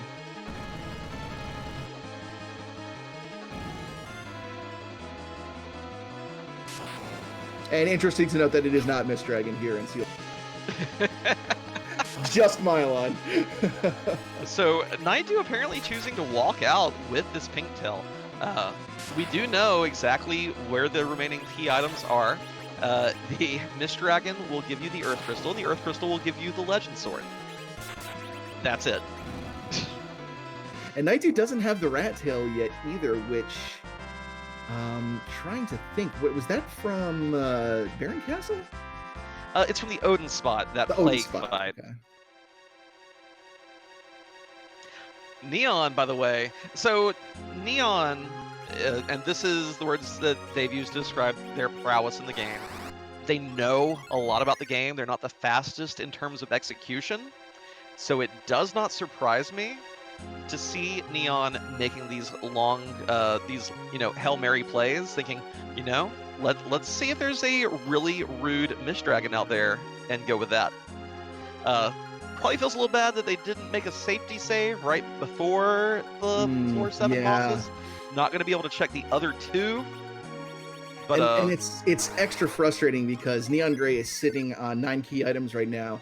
All they would need to do was find one gimme boss down there, and they would hit that double XP threshold. The worst possibility is that Neon may have overlooked that this is just KQ and not KQM, which that's heartbreaking. Double check your flags always. Although they were asking about the version 3 equivalent, so I think it was just a long shot play. I think it was a really cool gamble that just didn't pay off. Yeah, unfortunate. Here's Rubicante at the spot. He's here normally, just usually has some buddies with him.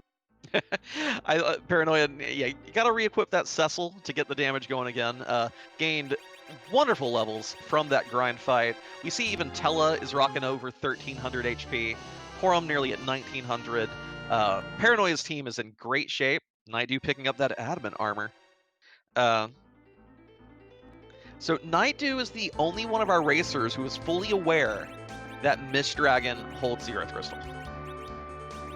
And when we're getting an adamant Spoonward, oh, I love it. Ah, that's fantastic.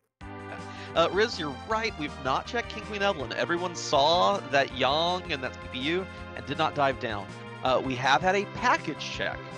So this means the remaining spots we've not seen are King Queen Evelyn, CPU, Pale Dim, Wyvern, Plague, and Ogopogo. Right you are. So it is... We're running out of spots quickly.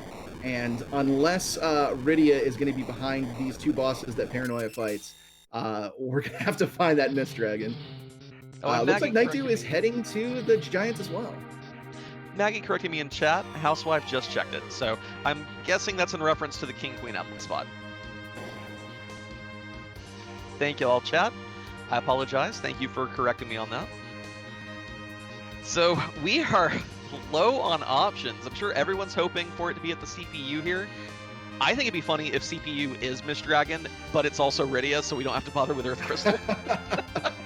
I mean, we have prayed for the Mist Dragon at CPU Dream so much, and the fact that our first public community race with the beta has this possibility has got me so giddy right now.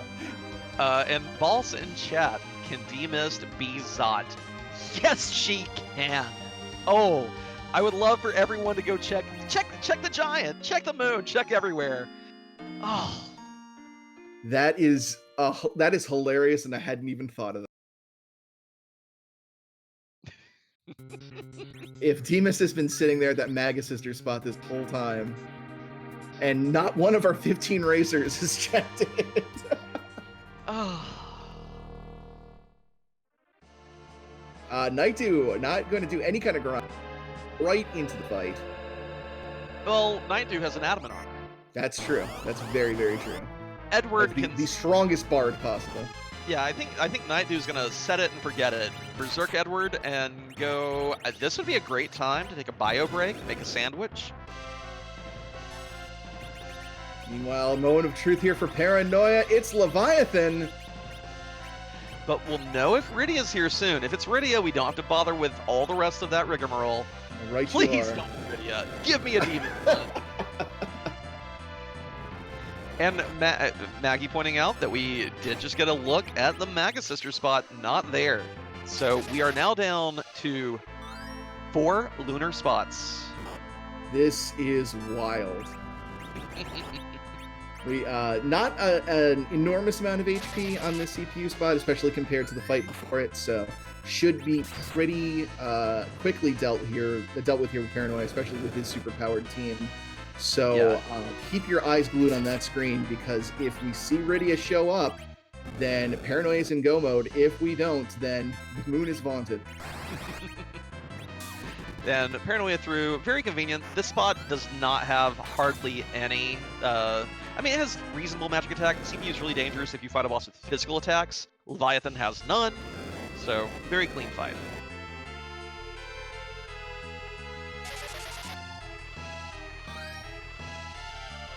It's Edge! Woohoo! That is not a summoner! I think every single one of these 15 comments is just going to be blame Vin. Blame Vin. Blame Vin. Make sure to get it trending on Twitter, folks. Hashtag blame Vin. Oh. I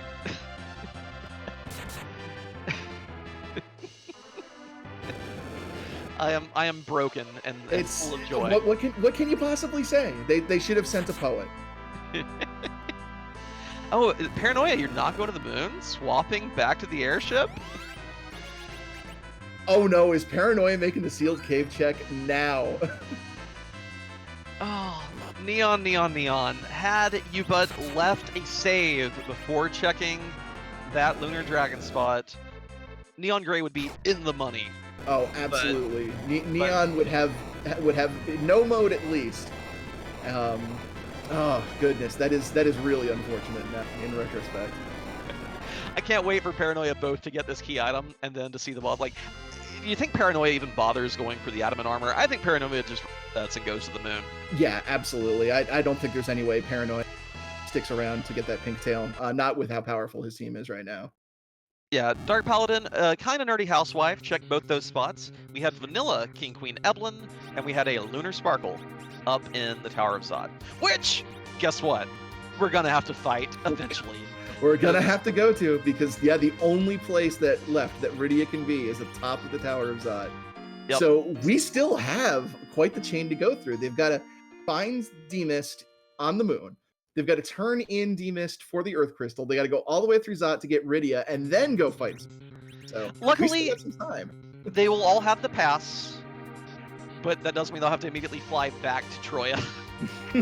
Got it, Baron. Everyone is going to be. Don't leave a secondary airship in that spot right now, because free Enterprise subs. Can I get some 17 of 17s in chat? Because guess what? I dare say probably 90% of our racers are going to be doing 17 of 17 tonight. Well, I mean, it's a proper way to get inducted into the new beta. All test offer. Boardface, the programmer himself showing up in chat. I hope the seat has Iridian too. Boy, if it doesn't, then... If it doesn't, I don't know who's in more trouble. Me for rolling it, or you for just being who you are. Legend Sword will be through Zot as well, DP.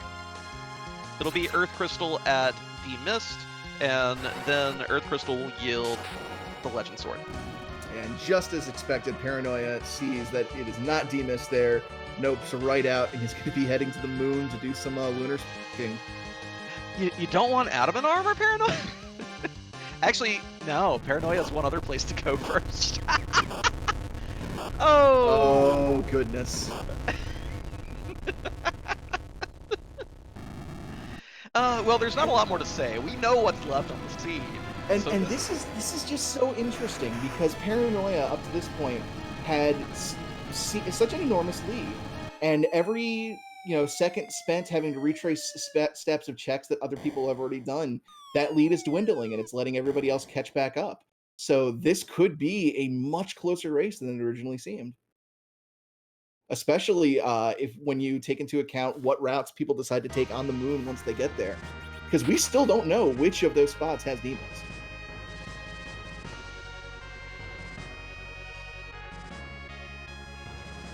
I'm a monster, and it feels so good. This was beautiful in Venerable. I can't thank you.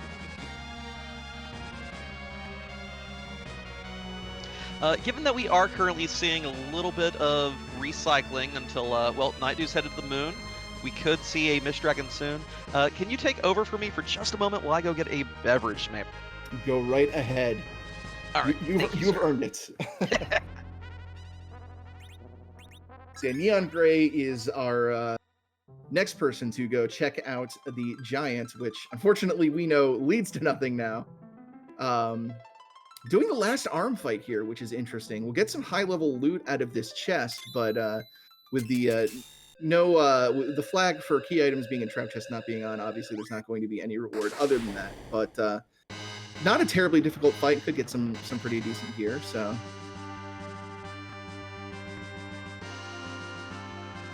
Kind of nerdy housewife fighting Calcabrena has got 2 of those dolls left. See if they can clutch this out and get it killed. Is that the big doll showing up? And oh no, there is the big doll. Unfortunate, but might be able to manage to salvage this. Nightdew is giving us our look at there it is. The first boss spot on the Lunar Subterrane at that Paled In is demissed. Nightdew now has the key to finishing this seed. If Paranoia decides to go bottom up on the moon, then this is going to suddenly become a huge benefit for Nightdew. I go away for 1 minute, and someone finds my hidden Mist Dragon. That's been the curse. Like, nobody could find it while you were watching. It's I'm guessing this is at the Paled In spot? That is correct. Which means, yeah, things are going to get very interesting depending on which direction Paranoia decides to tackle the subterranean. But as far as our 4 restreamed racers go, I think this puts Nightdew solidly in the lead. Yeah, most definitely, and that is a huge turnabout, considering how solid of a lead Paranoia had up until this point. And we still don't have any finishers yet from the rest of our non-restream racers. So, yeah, like Inven said, I think we're seeing a lot of 17 out of 17s. Well, actually, the funny thing is that Nightdew making the point to check Sealed Cave before going to the Giant did him a world of good. He got that Adamant armor, and that completely eliminated his need for a grind. Got all the XP that he could probably want from those 2 boss fights. I believe it's 200,000 at this point from the Elements fight and 300,000 from the CPU. So Nightdew's in business.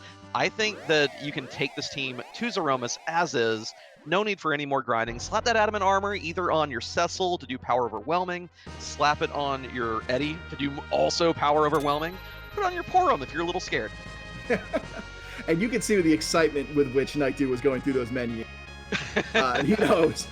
He's on the critical path now, eager to just go get that Earth Crystal, get that Iridia, and get this over with.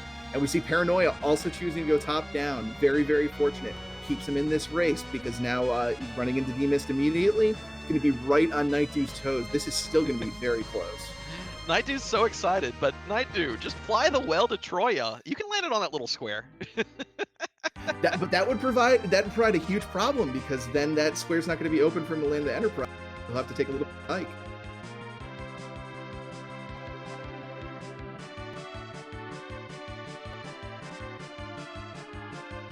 Yeah, Paranoia may have the level advantage, but Nightdew here has a team that's perfectly able to do it and is a couple minutes ahead.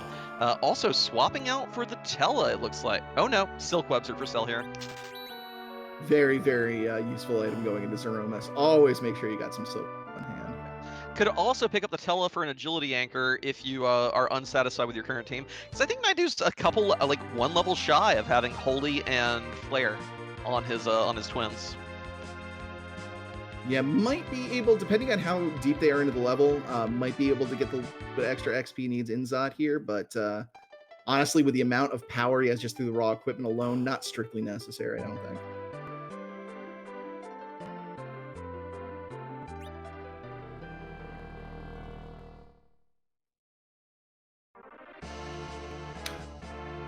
Did Knight do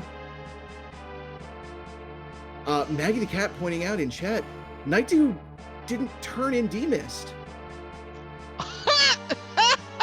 Oh my gosh, we mentioned how excited he was, but he's gonna go up and Golbez is gonna be like, sorry, bro. What? I told you to bring something, didn't I? Oh no. And just like that, assuming Paranoia doesn't make the same mistake. It swung the other way. Oh, goodness. This is a race. We do have a first place finisher. Flurry14 has finished in first with a 1 hour, 36 minute, 8 second finish. First place over an hour and a half with it only being KQ. Yeah, that's impressive. Great job to Flurry bringing this home. This was not an easy scene to navigate. And oh no! And but wait, there's more. Oh, it's fine. Dragoon Spear on Kane, no problem. All right, everything's fine. Everything's fine. But here's the problem. Yup. So I would like people to help donate to my Nightdew webcam fund. Oh. Oh, Nightdew. And you know, the best part is that it still activates that part where you take the steps forward. So we're like, okay. Right, so it looks like everything's fine, and then wait, this isn't the dialogue I'm used to. You hate to see that happen. Yeah, you really do. It's especially after this enormous grind of the seed just being everywhere, and then just a simple slip up like that. I mean, it did make the race interesting for at least amongst these four. Like, if Paranoia had that commanding lead, Nightdew leapfrogged, but then just that one tiny oversight, and it's enough to cost you. You gotta be careful about that. Mm-hmm. Now, thankfully, this isn't as bad as walk train with a crystal. This is a lot easier to recover from there, but just knowing how close Paranoia and Nightdew were really hurts from that angle.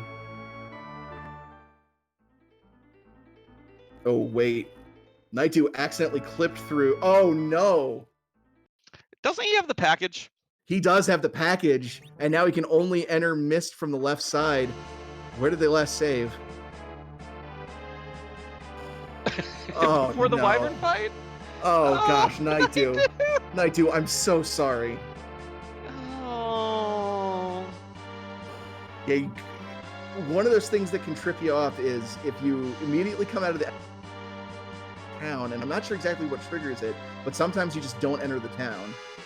And that, unfortunately, really biting Nightdew here.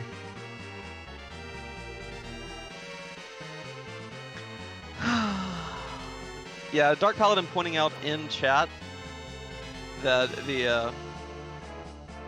that just sitting through that cutscene and then flying back across the mountains would have probably been the faster option. Mm-hmm. And just to, add to it, Rydia is the absolute last character available here, as the first one is Fu. And there she is. She does exist. Boyface can breathe a sigh of relief right now, knowing that the seed works. Made it just in time to keep that orb from falling on her. So, correct me if I'm wrong, we're about to have seen every key item. We've seen every character location. We've checked nearly every boss. Yeah, the only thing left unchecked boss-wise are a couple of spots in the Lunar Subterrane, and that is it. Yeah, Rydia waiting so long in that torture chamber that she actually grew up. When we kidnapped her, she was 4. Now she's 20. What took you so long?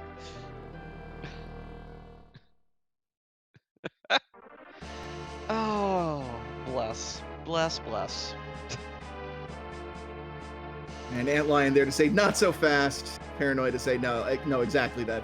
And Paranoia on his way to the Zeromus fight. It should have Zeromus taken care of with relatively little difficulty. I would like to, again, give a huge shout out, especially to our tracker tonight, Lore Master Motos. This was not a quick and easy, oh, I only need to mark 5 things off a tracker kind of night. So, huge shout out to Motos for doing a great job keeping track of all these things. Maybe after we update the tracker, we'll get to let you keep track of everyone's quests as well. Yeah, let's just dump some more work on our trackers. But anyway, Smape, that's the Rydia. That is the 6th challenge complete. Paranoia got a crystal. What time is it? I think that it's butt time. So the question we always love to ask with the randomized Aroma sprites, whose butt are we going to kick tonight? A very, very special race tonight. This being our first community race with the new beta flag set. So whatever Zeroma Spite pops up here is going to be a historic moment. We'll see who gets that honor in just a few moments here on Paranoia's screen.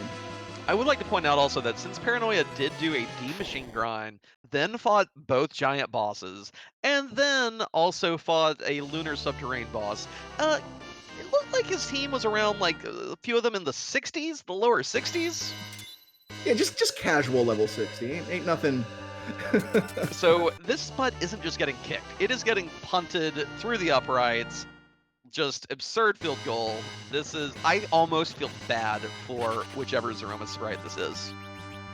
It's a nice cathartic end to what has been a miserably torturous seed trying to find Rydia.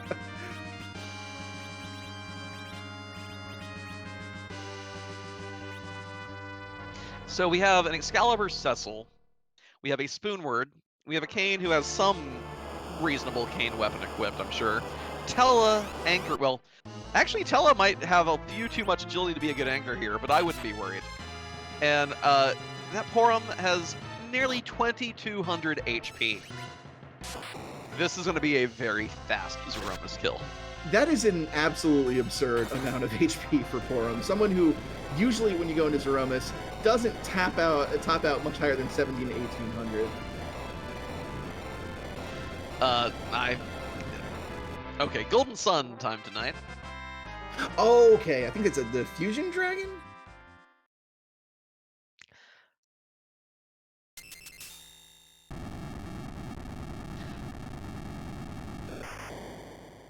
Oh, Tella not quite able to survive a counter nuke. Came close, but not quite there.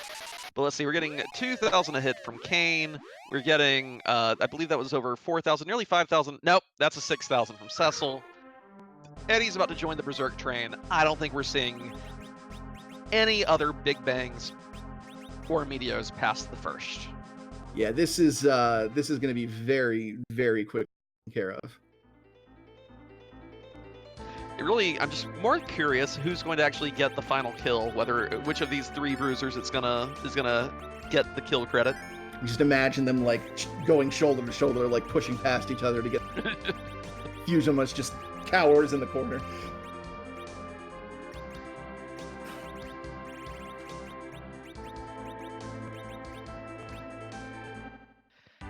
And Naitu is preparing for the second on-stream assault on Zeromus. Similarly, very powerful party. Shouldn't have much trouble either.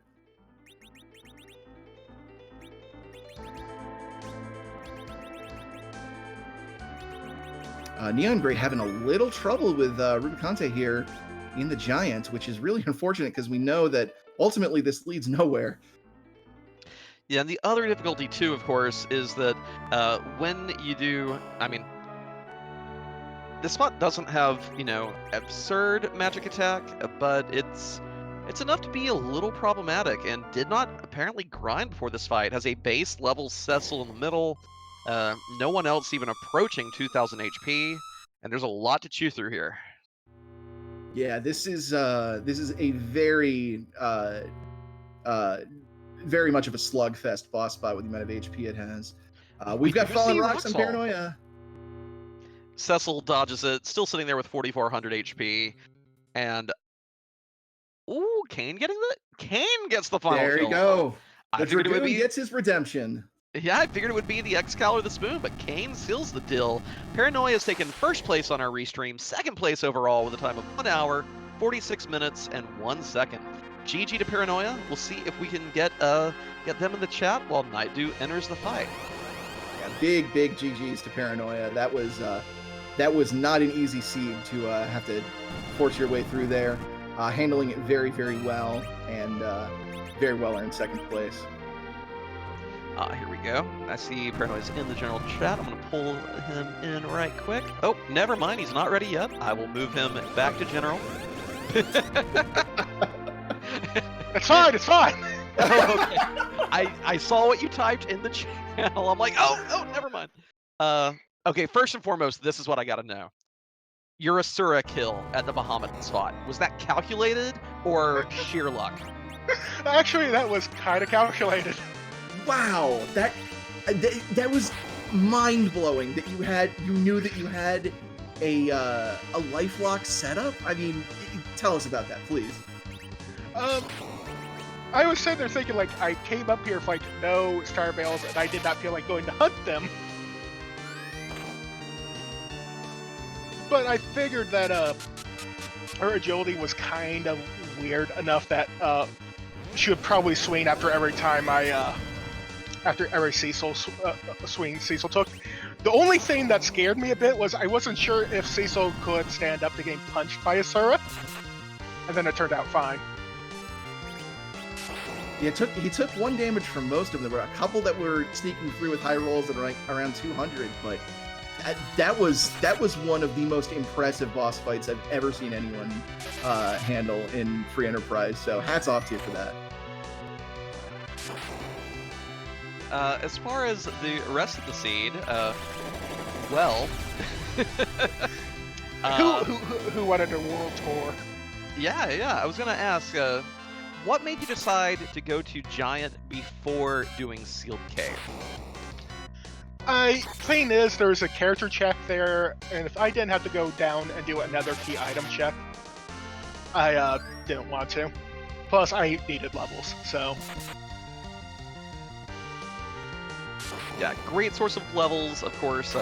Having that Tela enabled the D machine grind, and then you get another 500,000 from the 2 bosses as long as they're not multi-part. You had no problems cutting through everything else in your path past that point. Like, I saw that wyvern at the top of the town, like, do I live through this? Yeah. So you mentioned that you'd been practicing this flag set a little bit. Do you have any insights with the beta regarding how to alter your looting at the earlier part of the seed? Like, we saw that you didn't do Damsian, you didn't do Antlion. Was that just because you had the magma key, or is it just you prefer looting other places now?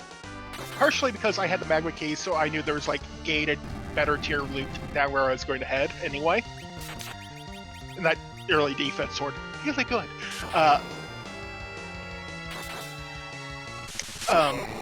The other thing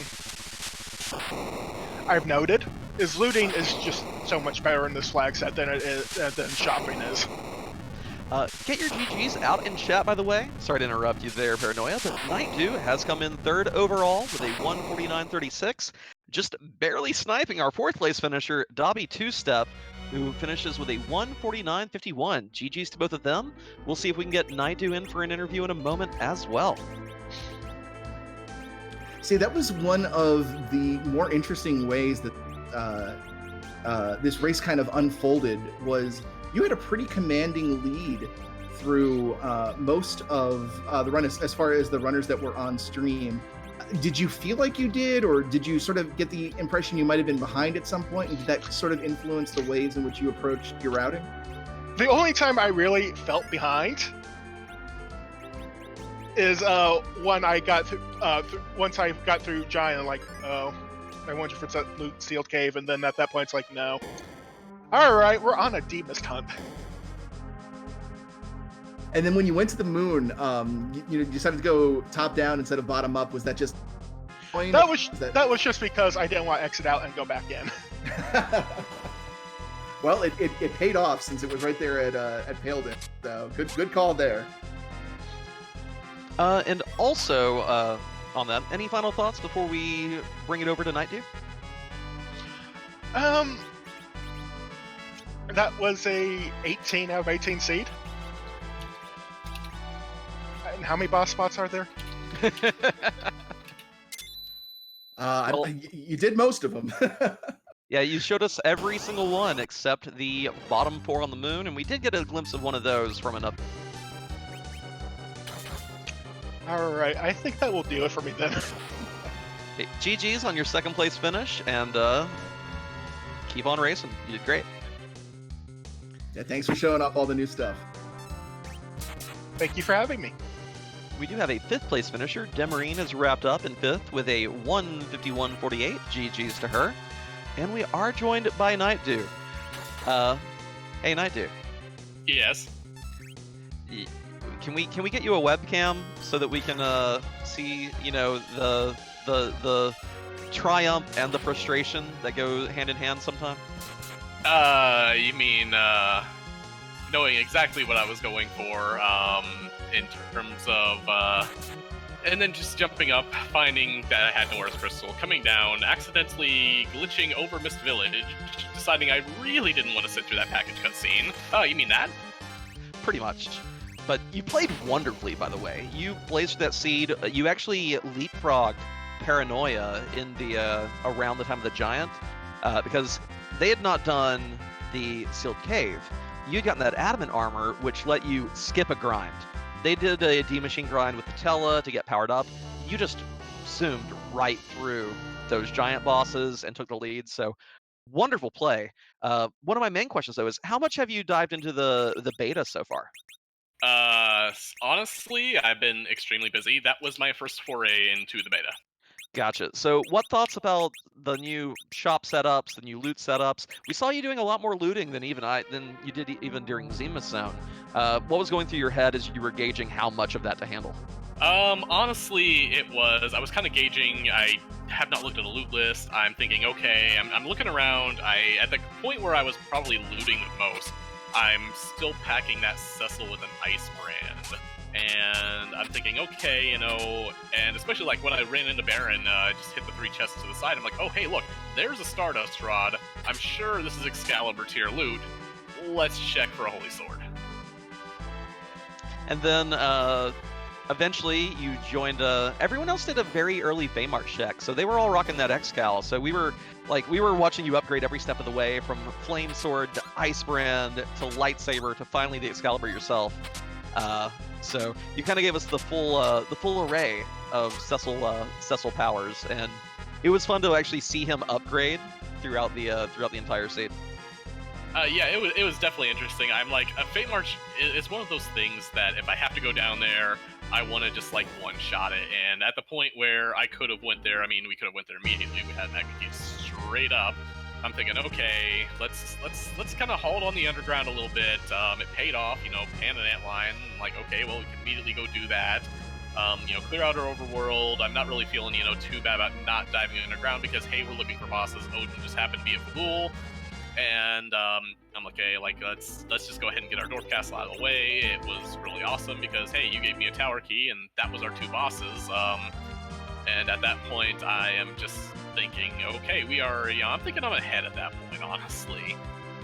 Especially with that Dragoon Spear that was just happened to be hanging out in Evelyn Cave with the Stalemate. Just, I really almost punted Cecil when, oh, what was it? It was, I lost my train of thought. It was when I ditched Yong. It might have been Palom, now that I think about it. Well, you would have had to have gotten Palom at the same time you got the hook, so that would have been before Yonk. Okay, yeah, it was a point where I think it was a definite. It was Porom actually, and I was in dire need of a white mage. Gotcha. Well, you played admirably, finished in 3rd. I know for a fact that Flurry, who was not on the restream, has been part of the alpha test team, so has experience with the changes already. I know Paranoia has been practicing this flag set. So just to play the way you did, even without having had a chance to dive into it, beautifully done. Looking forward to seeing you in more community races going forward. You think you're going to be coming back for a Salty Run back Friday night? Specifically, probably. I had a ton of fun with that one, actually. I actually finally got some real life things put away, mostly due to my work schedule. So yes, I have evenings again, and I should be showing up at a lot more of these. Excellent, excellent. Well, I will not be rolling Friday night, so maybe it'll be a little less cruel. Hashtag blaming Ben. It's trending. It is. Well, fantastic run here tonight. Thanks so much for agreeing to be restreamed, and hope to see you Friday and really start to nail down all these changes and everything. So thanks so much. Absolutely. Have a good night, and good luck to the rest of the runners still in this race. Thanks, everybody. Take care. Yeah, I knew I hadn't seen Night2 race in a while, but for this to be his first of the beta seeds, you'll love to see it. I'm really glad that, all these, high finishers from past leagues and everything are still able to just dive right back into it. Makes me feel better about the fact that I've not played a beta seed yet. I intend to race Friday night. So really good to see it. Really done. It really is a testament to just the adaptability of these high-level players that they're very used to wrenches being thrown in the works, and it really is a different sort of mentality from like your typical speed run to approaching racing a randomizer, where everything isn't going to be the same every time, and there's you've got to deal with things being in different locations, routes that you normally rely on maybe not paying off as much. So yeah, really, really great to see that even without specific practice, still able to adapt and have such a fantastic finish like that. Absolutely. Meanwhile, Neon's doing a little bit of inventory management. Housewife is down here picking up that pink tail. Going to be fighting out of the sealed cave. God, I feel so rough for Neon because, again, Neon was the first of our restreamed racers to go into the lunar subterrane. And we know where the goods are. We know where to find that mist dragon that will lead to the Rydia. So it's really going to come down to which of these racers probably wants to clear everything else first and then goes on that D-mist hunt. Yeah, we are just a single safety save in the lunar subterrane away. Massively different outcome in this race, but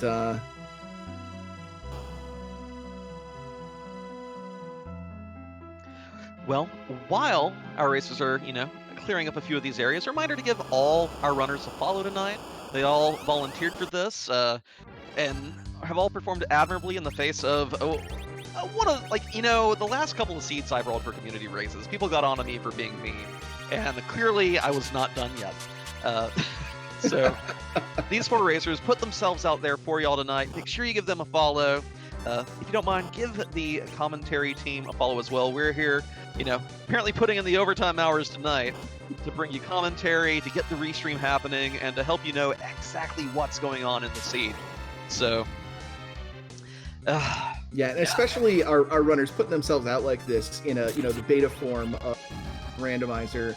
This complete brave new world here, and with very little time to prepare. It's really, really awesome of them that they're willing to share their play with us, and so yeah, definitely give them a follow because they definitely deserve it. And hey, more importantly, seed was not broken. It was not. Fingers were crossed up till the end, but no, it was entirely a legitimate finishable seed. Although we did end up seeing Wyvern. I'm still wondering where Golbez was hiding out this seed. We saw that very rude Baigan at the Lunar Dragon spot, courtesy of Neon, but no Golbez. Yeah, he might have been hanging out in one of those spots on the moon, which is never where. But I guess those are the only spots left that weren't checked, weren't they?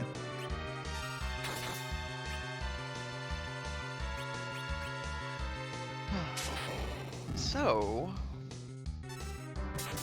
looks like, so we know Housewife has the pink tail now. She just picked it up and fought Mylon and friends.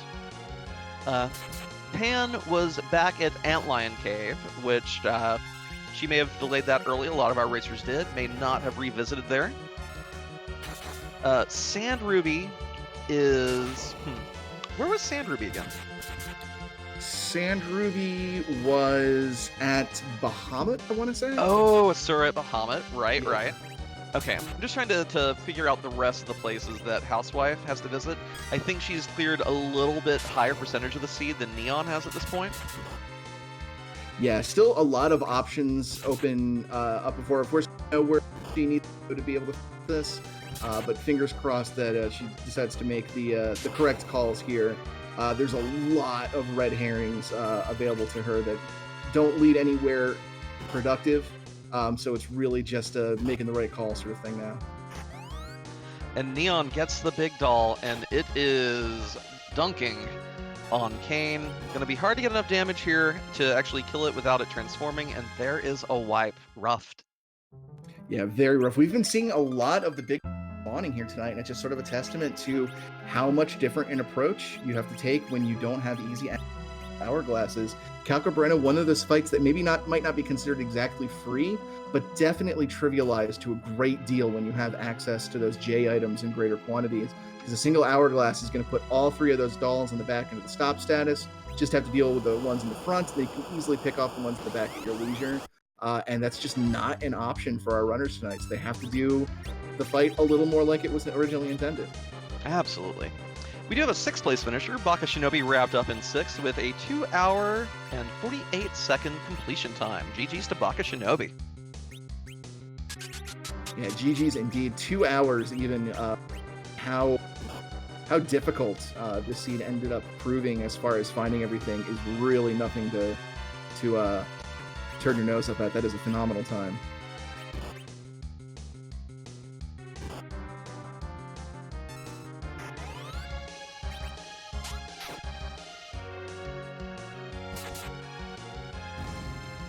Yeah, pulling out all the stops here to get Calcabrena dead. We're seeing some darting here by Edge. Weapon need.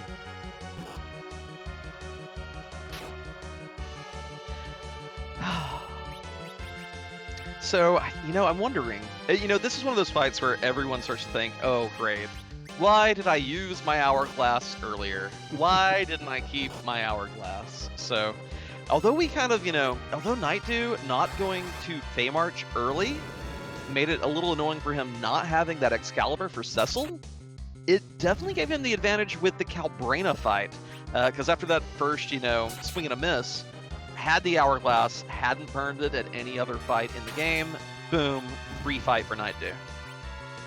Yeah, absolutely. It kind of is going back to some of those cataseeds where your resources are so drastically limited that you have to really think hard about using one in any fight, and that's gonna have to be something runners are gonna have to keep in mind. Be way more mindful of going forward. That they don't have virtually unlimited access to these sort of things, and an easy fight now might make for a hard fight later.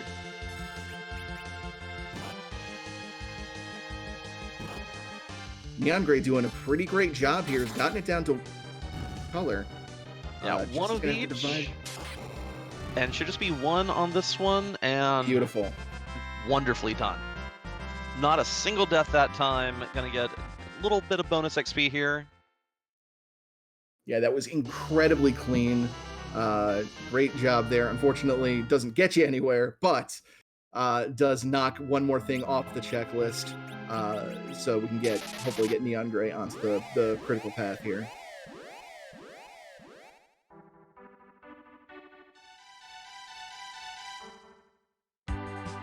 Housewife, meanwhile, fighting that Asura fight. If she can get through this, she'll be rewarded with that Sand Ruby. Yay! Which, leads to Tella, which might point to the D-Machine grind, which puts in the wrong direction, but with any luck, Kind of Nerdy Housewife will continue sweeping through the moon here. This is just the first check that she's making. We'll check the other spots, and it's just a decision to go top-down away from getting that demist spot and being rewarded with the Earth Crystal. Though, that being said, with still all these paths to check available, might not realize that the Earth Crystal is that key item that she absolutely needs. There's still a character that can be found on the Giant. No, has she been through the Giant already? honestly, with how much all our racers have had to do over the course of these 2 hours, I confess I am not positive what exactly has been completed by everyone. Maybe Motos can give us a little bit of insight in the chat as to what exactly remains for each of these racers. But, I mean, we know that it all comes down to that Mist Dragon at Pale Dim. Yeah, finding that Mist Dragon is important enough that, okay, I'll eventually want to check this. But probably once turning it in and getting that Earth Crystal, that's probably going to be the signifier that, okay, this is what I need to check right now. Yeah, it's one thing when you're playing a seed, and, well, we do have a 7th and an 8th place finisher. Poidrak wrapped up with a 2:05.59, and Zilch has finished with a 2:06.22. GG's to both of them. Again, we did have 15 racers. We have 8 finishes and 1 forfeit so far. So, just based on these time spreads, there has to be something a little nasty here. Absolutely. If you're in the metagame. Continuing that, Neon Grey continuing that trapdoor grind that we mentioned. It's working decently well here. I think I've seen a couple disrupts go off, but now, yeah, the damage seems to be in place that get off all of these attacks before the disrupts go out. So this will be a decent way to get some XP here.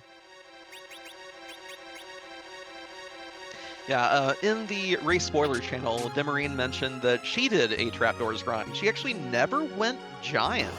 Apparently choosing to forgo that and just do the D-Mist hunt, which made a lot of sense, but gained her levels from Trapdoors.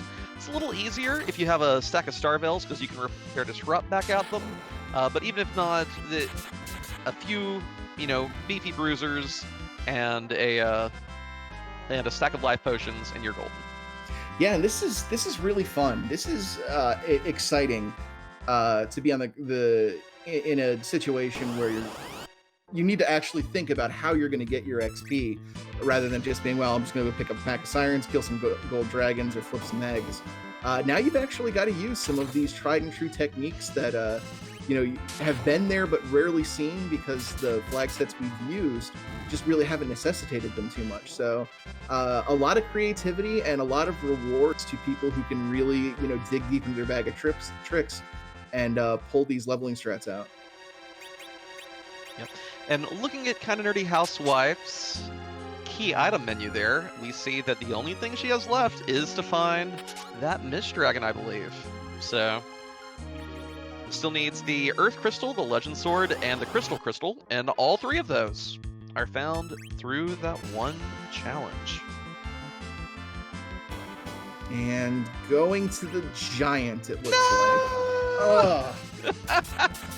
I mean, I understand it. If in the situation, if the play makes perfect sense. It's just we're cursed with the knowledge that this isn't the right place to go. This isn't where I parked my Mist Dragon.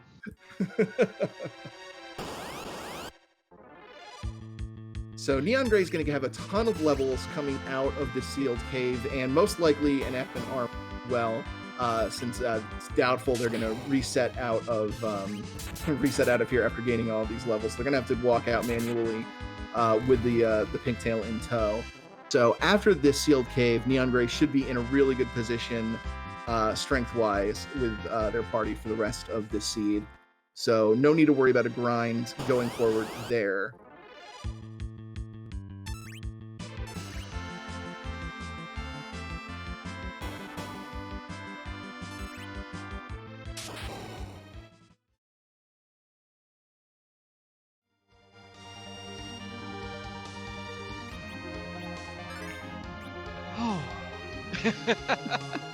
Marathon night tonight.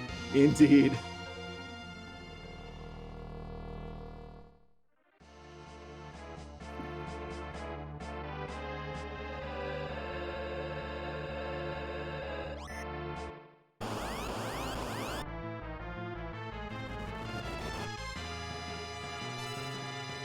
And yeah, they're really, like, just even thinking about here, our runners can sort of metagame other than this seed is trolling. You're cutting in and out a little bit there, but I assume you were saying not a whole lot to metagame just because of how long everything has gone. Right, you are. Just with a huge discrepancy in the finishing times. The only thing you can really draw from, well, it's a bad time tonight.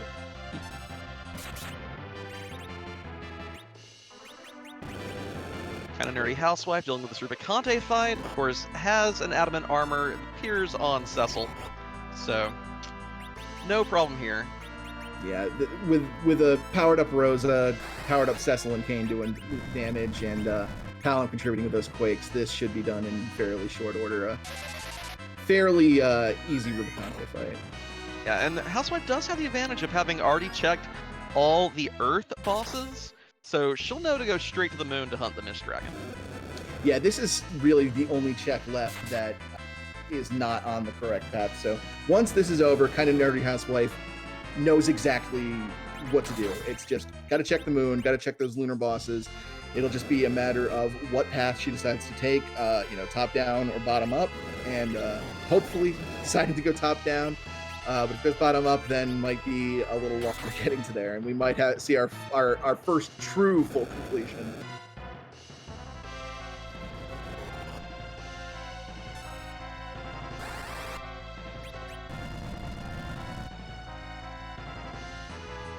Yeah, seeing some really nice HP values over on screen from these trapdoor fights. So really, really good to see. Shouldn't have any worries about any of the bosses going forward. So that's always nice.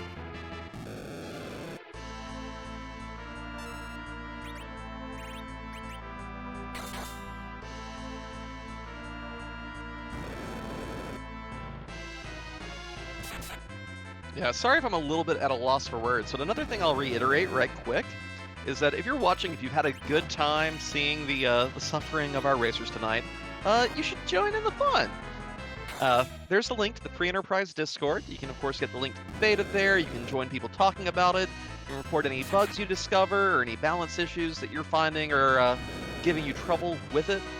And join in the community races. We have them every Monday and Friday, and every other weekend we do a variety night race. It could be 2v2s, it could be Router's Relish, it could be any number of things, just depending on what we're trying to dip our toes into in the community. So come on in, make sure you join the Discord if you're not on it, and hopefully we'll see you on the restream in a week or two.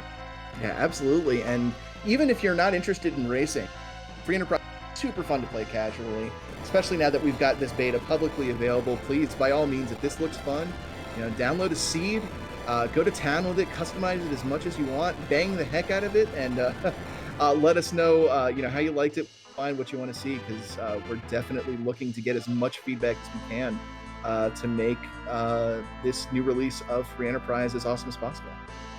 Absolutely. Housewife clears the Rubicante fight, gets some wonderful XP for it. Gonna get even more in a minute. So, no Mist Dragon there. Yeah, if there's any doubt that she had a team powerful enough to finish the game before, there will be no doubt whatsoever after finishing these two fights. Just an enormous amount of XP, and all of that's going to be doubled from the 10 plus key items that she has. So, absolutely. Neon Gray finally finished with trapdoors, going to go in, get the key item, which is the pink tail, fight Mylon, and be no closer to finishing this, but, well, closer insofar as being significantly more powerful than they were when they started this dungeon. Oh, I'm sorry, one more trapdoor to do.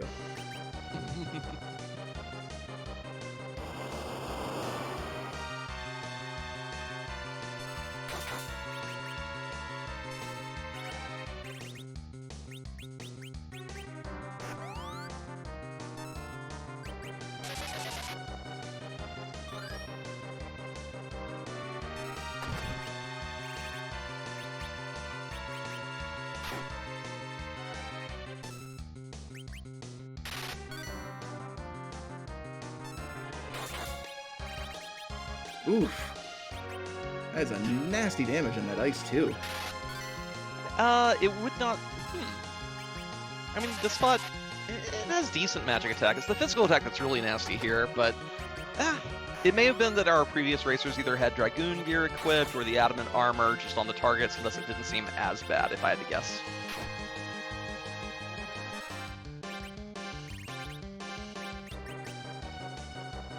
Yeah, there might have been maybe even an adamant switch off of that Palin at some point. Maybe giving him the elemental bug. So it seemed to hit Palin like twice as hard as it hit that cane. Oh, okay. That's just speculation, though. And Poitrak, also, thank you for the sub. Thank you for continuing to support the Free Enterprise channel. Everyone appreciates you, of course. And yeah, you're welcome for the seat. Parents being protective again. Viridia's mom is the helicopter dragon.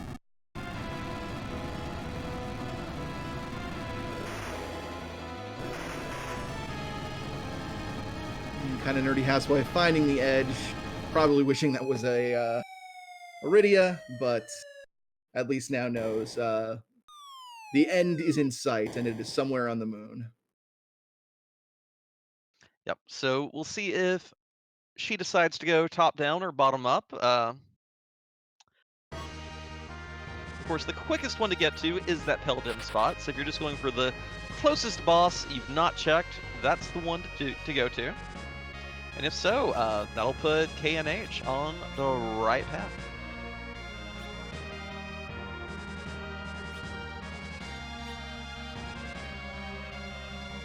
Looks like doing a quick audit of that key item screen, just making sure that she has left nothing behind here on the Earth.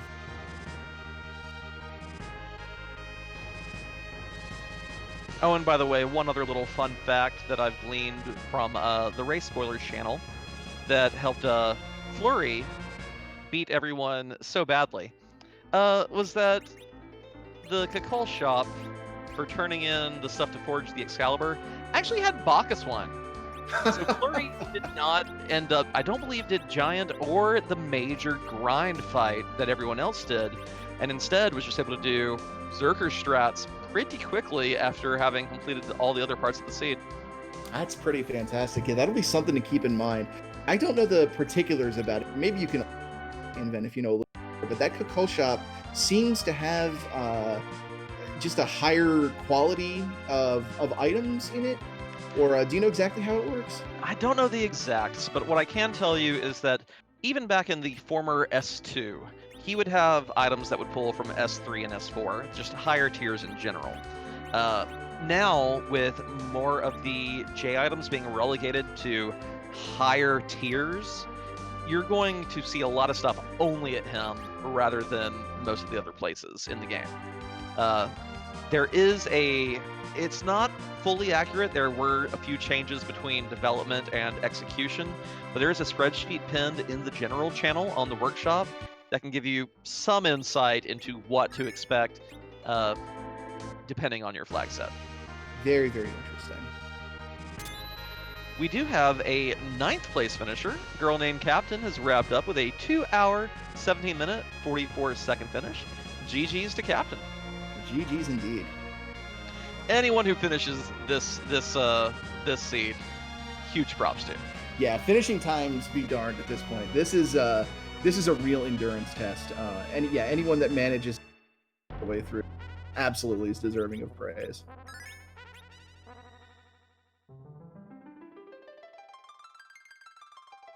I'm gonna be banned from rolling seeds after tonight. Join the club. All right, fingers crossed, everyone. Hope that Housewife takes that left turn, go west, not south. West, not south. Come on, come on, come on. No, just take the long way. No! Ah! No, wait, no! Just... She's doing it! Oh, with the teeth. Juked again! How many times have we been juked tonight?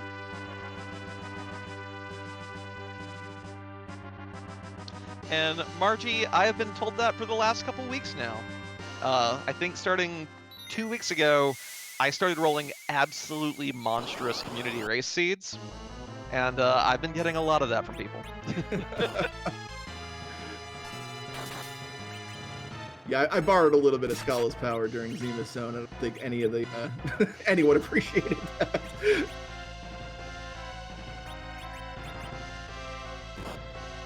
So this is fantastic for kind of nerdy housewife. She's got to know that exactly what to look for here. That this is the Earth Crystal behind Demas.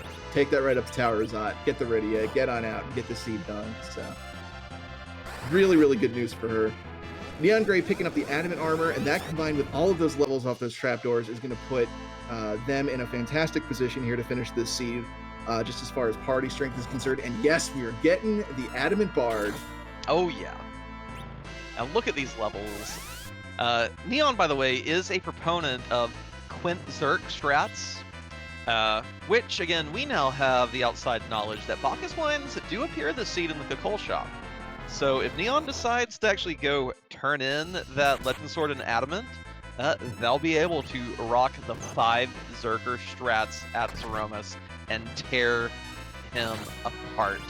And if you have never done Quint Zerker strats on your own, take any opportunity you can to do it. It is the greatest feeling to be able to just take a sip of that wine in the last fight, put the controller down, kick your feet up, maybe enjoy a beverage as you watch Zeromus just get absolutely devastated. Free enterprise. Yeah. the randomizer that can play itself. You'll swear you're playing Final Fantasy 13. But anyway, but no, it's one of the reasons that's so effective as a strategy is just since the AI is putting in all of your commands for you with those Berserk stats, you're basically clogging the command queue, and it's making it very difficult for Zeromus to even get a turn in. So you're going faster than you even normally would just on pure agility alone. It's a very, very fun strategy to use. Yeah, as long as if your Zerkers are all relative agility 1, and Zeromus is either relative agility 1 or 2, each of your Zerkers will swing, I believe, 3 times per Big Bang cycle. So if you're, rocking, even 1 Excal, Crystal Sword, or Spoon, you're going to be dishing out so much damage per cycle that you're not going to have any trouble with the fight at all. Yeah, right you are. It's one of those reasons why sometimes you'll see somebody zerking up a character that really is kind of inconsequential fight, like an anchor or even a healer sometimes, that's maybe only swinging for like 100, 200 damage or something like that. But what's more important is just getting commands in that queue and making things easier for yourself that way. Neon Gray going top to bottom as well, finding that D-Mist as well. Both of our remaining Restream rummers are now on the correct path to finishing this. Excellent, excellent. Okay, Neon had completed Giant. I do see that edge in their party, so that spot that had already been taken care of. Yeah. So Neon Gray also in a position where knowing that this D-Mist is critical, that we're going to go turn this in, we're going to get our Earth Crystal, and that's where Rydia is going to be. And KNH making that play as well, just been missed. Well, being to what remains of Mist, because she actually went through with the package cutscene, so only half of Mist there.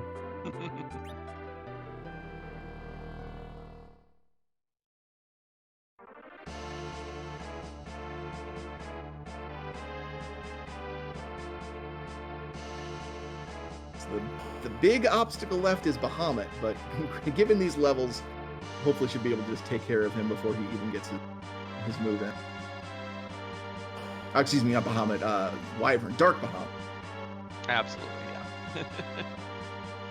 yeah. So, there is the whole thing, like, it's very easy to be thinking, oh, my team cannot be stopped. I don't need the safety save, and of course that could lead to disaster, but I honestly think that both of our featured runners here could hold A and have no trouble. Yeah, it's Wyvern is nasty, but there's just so fast relative to Wyvern that I have a hard time thinking they wouldn't be able to put out the damage before Wyvern gets his opening Mega Nuke in. We do have a 10th place finisher. Miari Noko has wrapped up with a 2:24.56. GG's to them.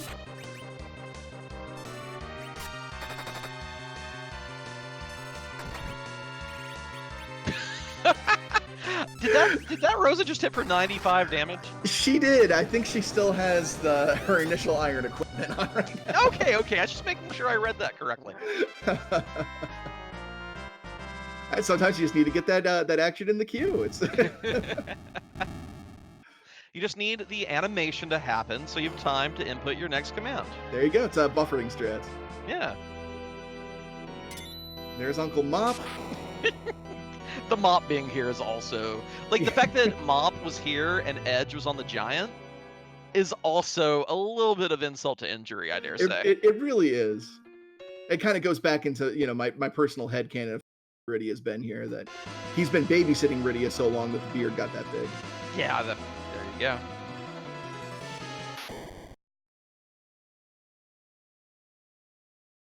There she is, kind of nerdy housewife, probably breathing a huge sigh of relief at this point.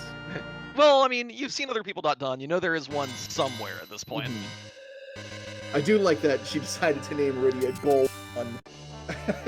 Oh yeah, goal 1 and goal 2, yeah. Yeah, and Fusoya getting the honorific 190 MP.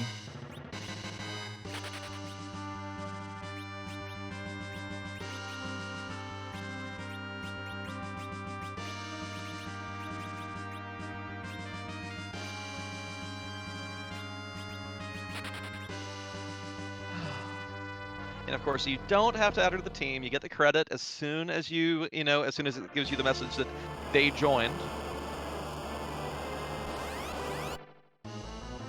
And now the most difficult fight, the Antland.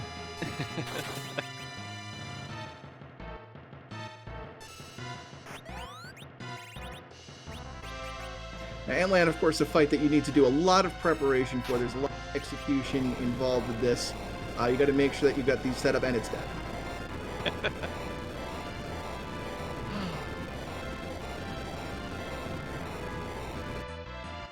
So, of course, this does give Housewife the option to check the Kakol shop, too.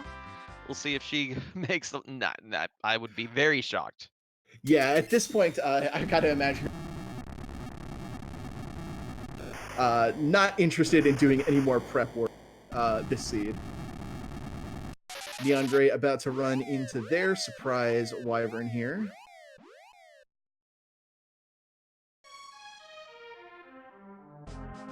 Did Neon take the safety save? I don't believe so. Well, Neon's Cane has a Dragoon Spear equipped, so this fight's done. Is not only does it make a really cool sound effect, but it is also effective damage against dragons, which Wyvern happens to be. Yeah, so on this, now again, I'm looking at, these were the design notes, not necessarily how they were implemented fully into the current version of the game, but with the item rebalancing, here are a couple of the items that on this S standard flag set, you should only be seeing in Kakol's shop. Sirens, Hourglasses, Coffins, Bacchus Wine, Moonveils. Just a handful of those, which Moonveils already you couldn't see on the old S2, but so many of those things that we're so acclimated to buying lots of, Sirens, Hourglasses, Coffins, and Wine, you're not finding those even in gated shops anymore. So yeah, that's really exciting, because that's probably going to be the biggest thing that's going to change the way people approach these seeds, because yeah, we've grown very, very accustomed to having these plentiful J items available to trivialize so many fights, and with that being such a limited resource, it's gonna resource management is probably going to become a much bigger part of this game than it has been. And here at the 2.5 hour mark, Housewife has entered the Zemus zone, approaching her final battle as well. Something tells me she's not going to have much trouble here. Something tells me Neon also not going to have hardly any trouble. I think Neon will probably just hold A in their fight. If Neon did anything beyond holding A, it would legitimately surprise me. Hey, maybe you want to nerf the first Big Bang. Maybe. Just a possibility. You don't have to. Very optional. It's a swag strat.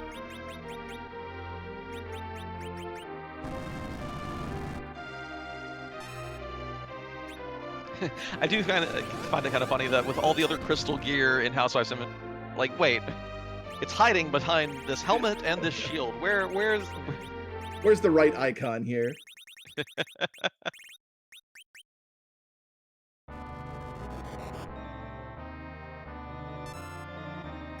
And setting up a Star Veil here on Kane, so it looks like we're going for a little here.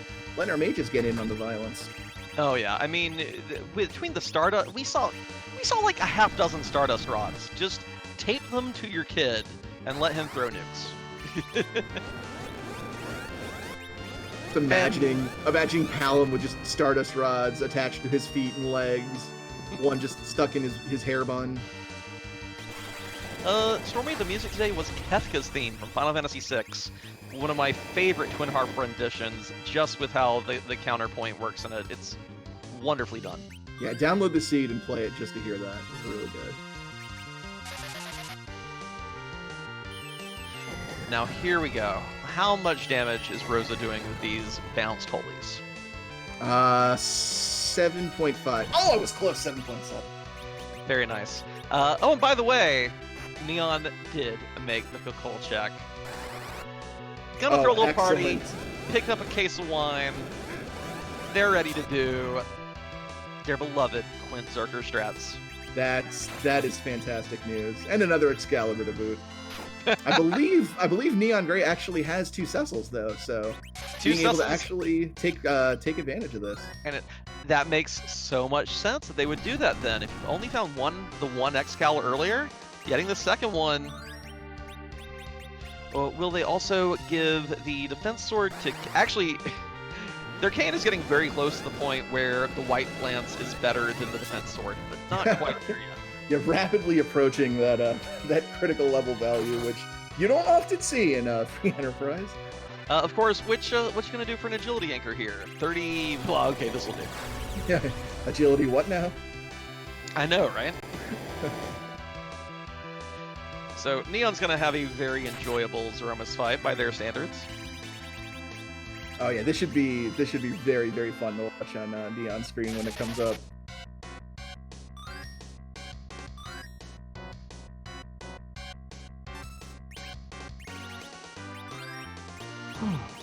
And it looked like that was an unnerfed Big Bang on KNH's screen. Did they not have slip webs maybe?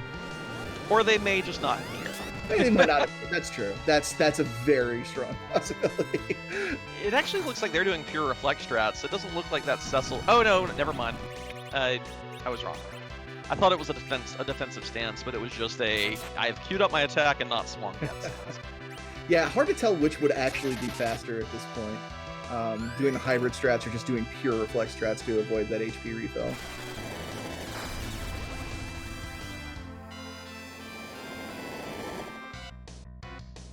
Of course, no ambiguity as to what Neon Gray is going to do in this fight. There's not a lot of subtlety to this strategy.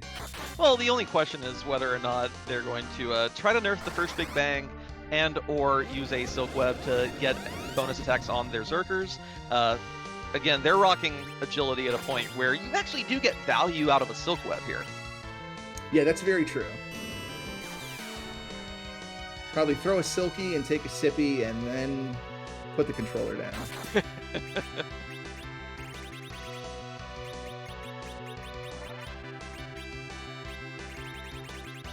And it looks like that reflect status wore off on Kane, and he ate one of Palom's nukes. Always frustrating when that happens. I mean, look, Kane had it coming. Yeah, how many betrayals has it been, Kane? Let's get a little bit of payback here. He had it coming. He only had himself to blame. Copyright strike. Sorry, Free Enterprise channel. This is how you can tell it's 2.5 hours into a seed, folks. Yeah, we get a little We've started loopy. karaoke night. You get to the 2-hour mark and you're like, is this ever going to end? And then you get to the 2.5-hour mark and you're like, no, it's never going to end. There was that fear it might not have ended right up until Radio showed up. Always had to have that in the back of the mind. But Boardface, fantastic programmer. Never any doubt that that his creation would would come through. And here are all the Bacchuses. Autopilot engaged for Neon Gray.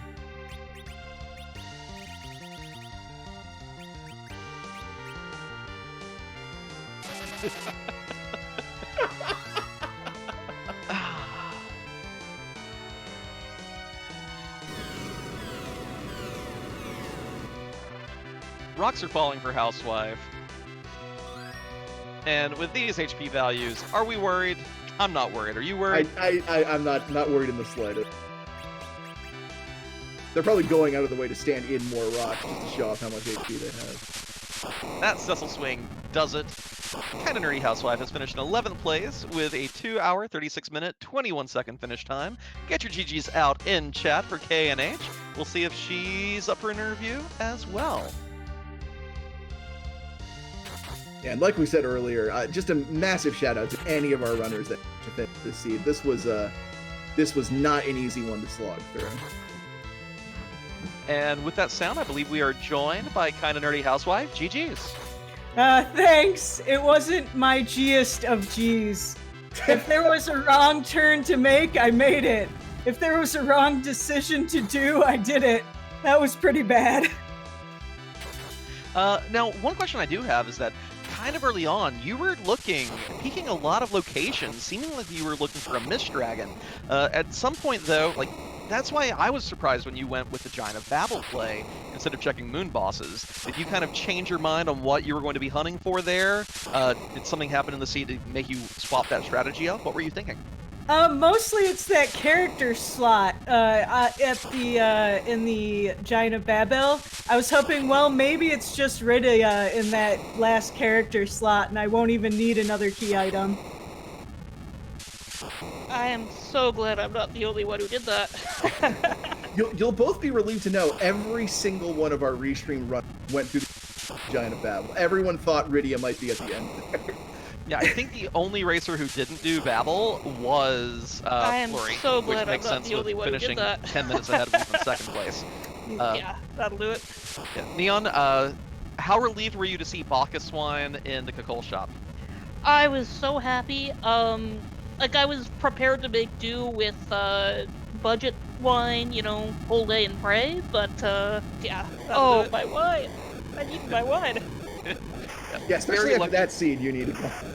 I Did was you intend so to check happy. the shop anyway, or were you doing that to like get I the was Excal for prepared the to make second do Cecil? with I wanted both. budget wine, you know, whole day and Like, pray. I wanted the but, Excal no matter what, and oh, the my shop, wine. you know, I need my wine. one last chance for that wine. Gotcha. Back to Kinda Nerdy Housewife. How are you enjoying the beta so far? How did the seed? Admittedly, was I don't know who rolled this, but they should never get to roll again. But how are you liking the beta changes? I really like it. It's really fun. It makes areas that you would otherwise ignore, like the Giant of Babel, actually come into play. Neon, how about you? Yeah, I mean, same thing. I really liked how it changed up how I thought about where I was going. And obviously I gave myself the runaround, but that's somebody's fault as well, who put a Mist Dragon on the moon. And I don't know who did that, but we're not friends anymore. Look, we were so excited when you went down to the bottom of the moon to check bosses. It's like, oh my gosh, 'cause we were pretty sure at that point a hidden Mist Dragon was the key. I was fishing for XP at that point. Oh, we thought you were hunting for a Mist Dragon. Okay. Never mind. Because yeah, there was no because you took the reset out of the boss and you were saved out on the moon. So was that intentional, or was that a missed safety save, or were you No, just really fishing? That was wholly intentional. I was like, I want that 100k XP. At that point, I didn't really have much in the way of levels. I was kind of struggling a little. So I was like, I want that shot of XP. I want to get that second Cecil up and running.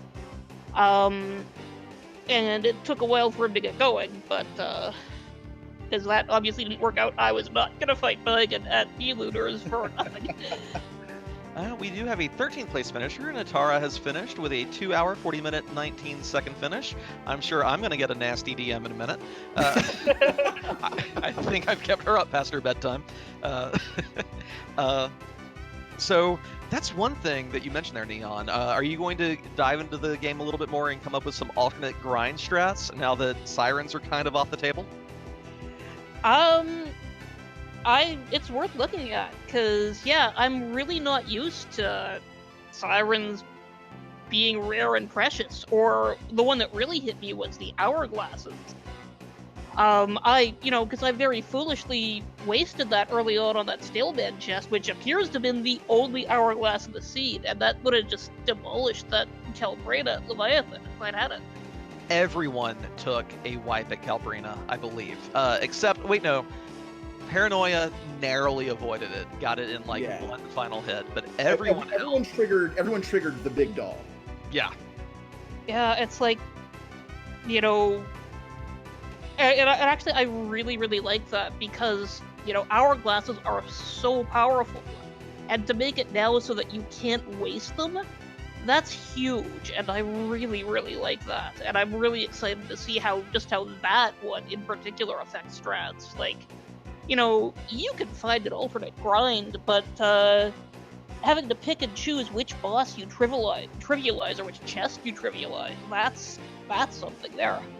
Yeah. KNH, how about you? How are you when you have flags like this again with the standard shops and the boosted treasures? How do you think you're going to change your gameplay?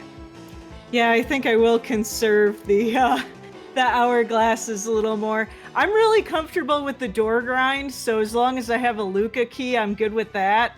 But it does give me more reason to practice my D-Machine grind, which is something I don't do that often.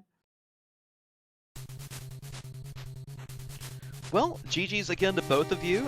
Do either of you have any final thoughts before we wrap up this evening and find someone to raid? Two things. One, I was so close to doing Lunar Subterrane bottom top, and I changed my mind at the last second and went top to bottom. And I'm so glad I did that. And the other thing is, way back at the beginning of the seed, I was super proud of my Odin kill where I used Kane to jump over the sword slash there. But other than that, it was a good seed, so thank you everyone and have a good evening. Hey, GG's again.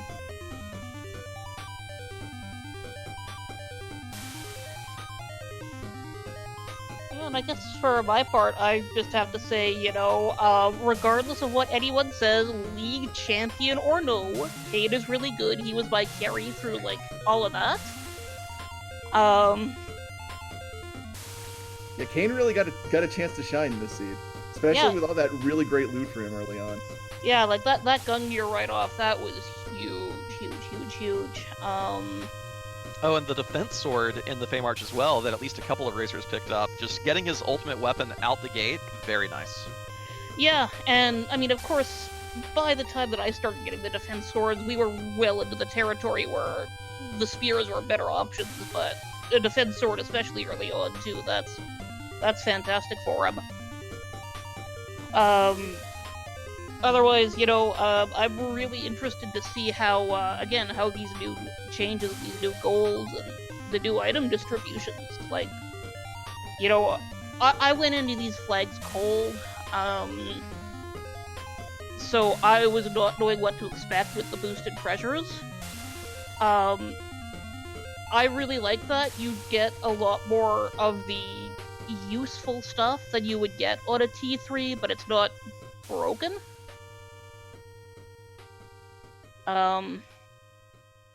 Otherwise, I really like the party comp on this. You know how I play, and you know that when I say things like, Quincer, use Eddie, who needs a healer, I mean it, but I like getting to show that off, even if I come in, a really slow place. Yeah, we were rooting for that. We were calling it in the comms booth. We were like, oh yeah, they're gonna get to do their Quincer. A cathartic Quincer there at the end.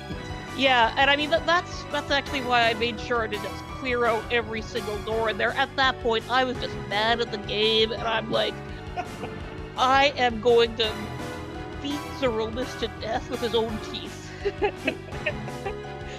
Well, thanks so much, Neon Gray, for being restreamed with all these beta flags and uncertainty. But GG on finishing this, and look forward to seeing you more as the beta progresses here. Thanks so much. Thank you both for commentating. Thank you whoever was tracking, and thank you Risleu for restreaming. Everyone's great. I love you all. Thank you everyone for watching too. Take care.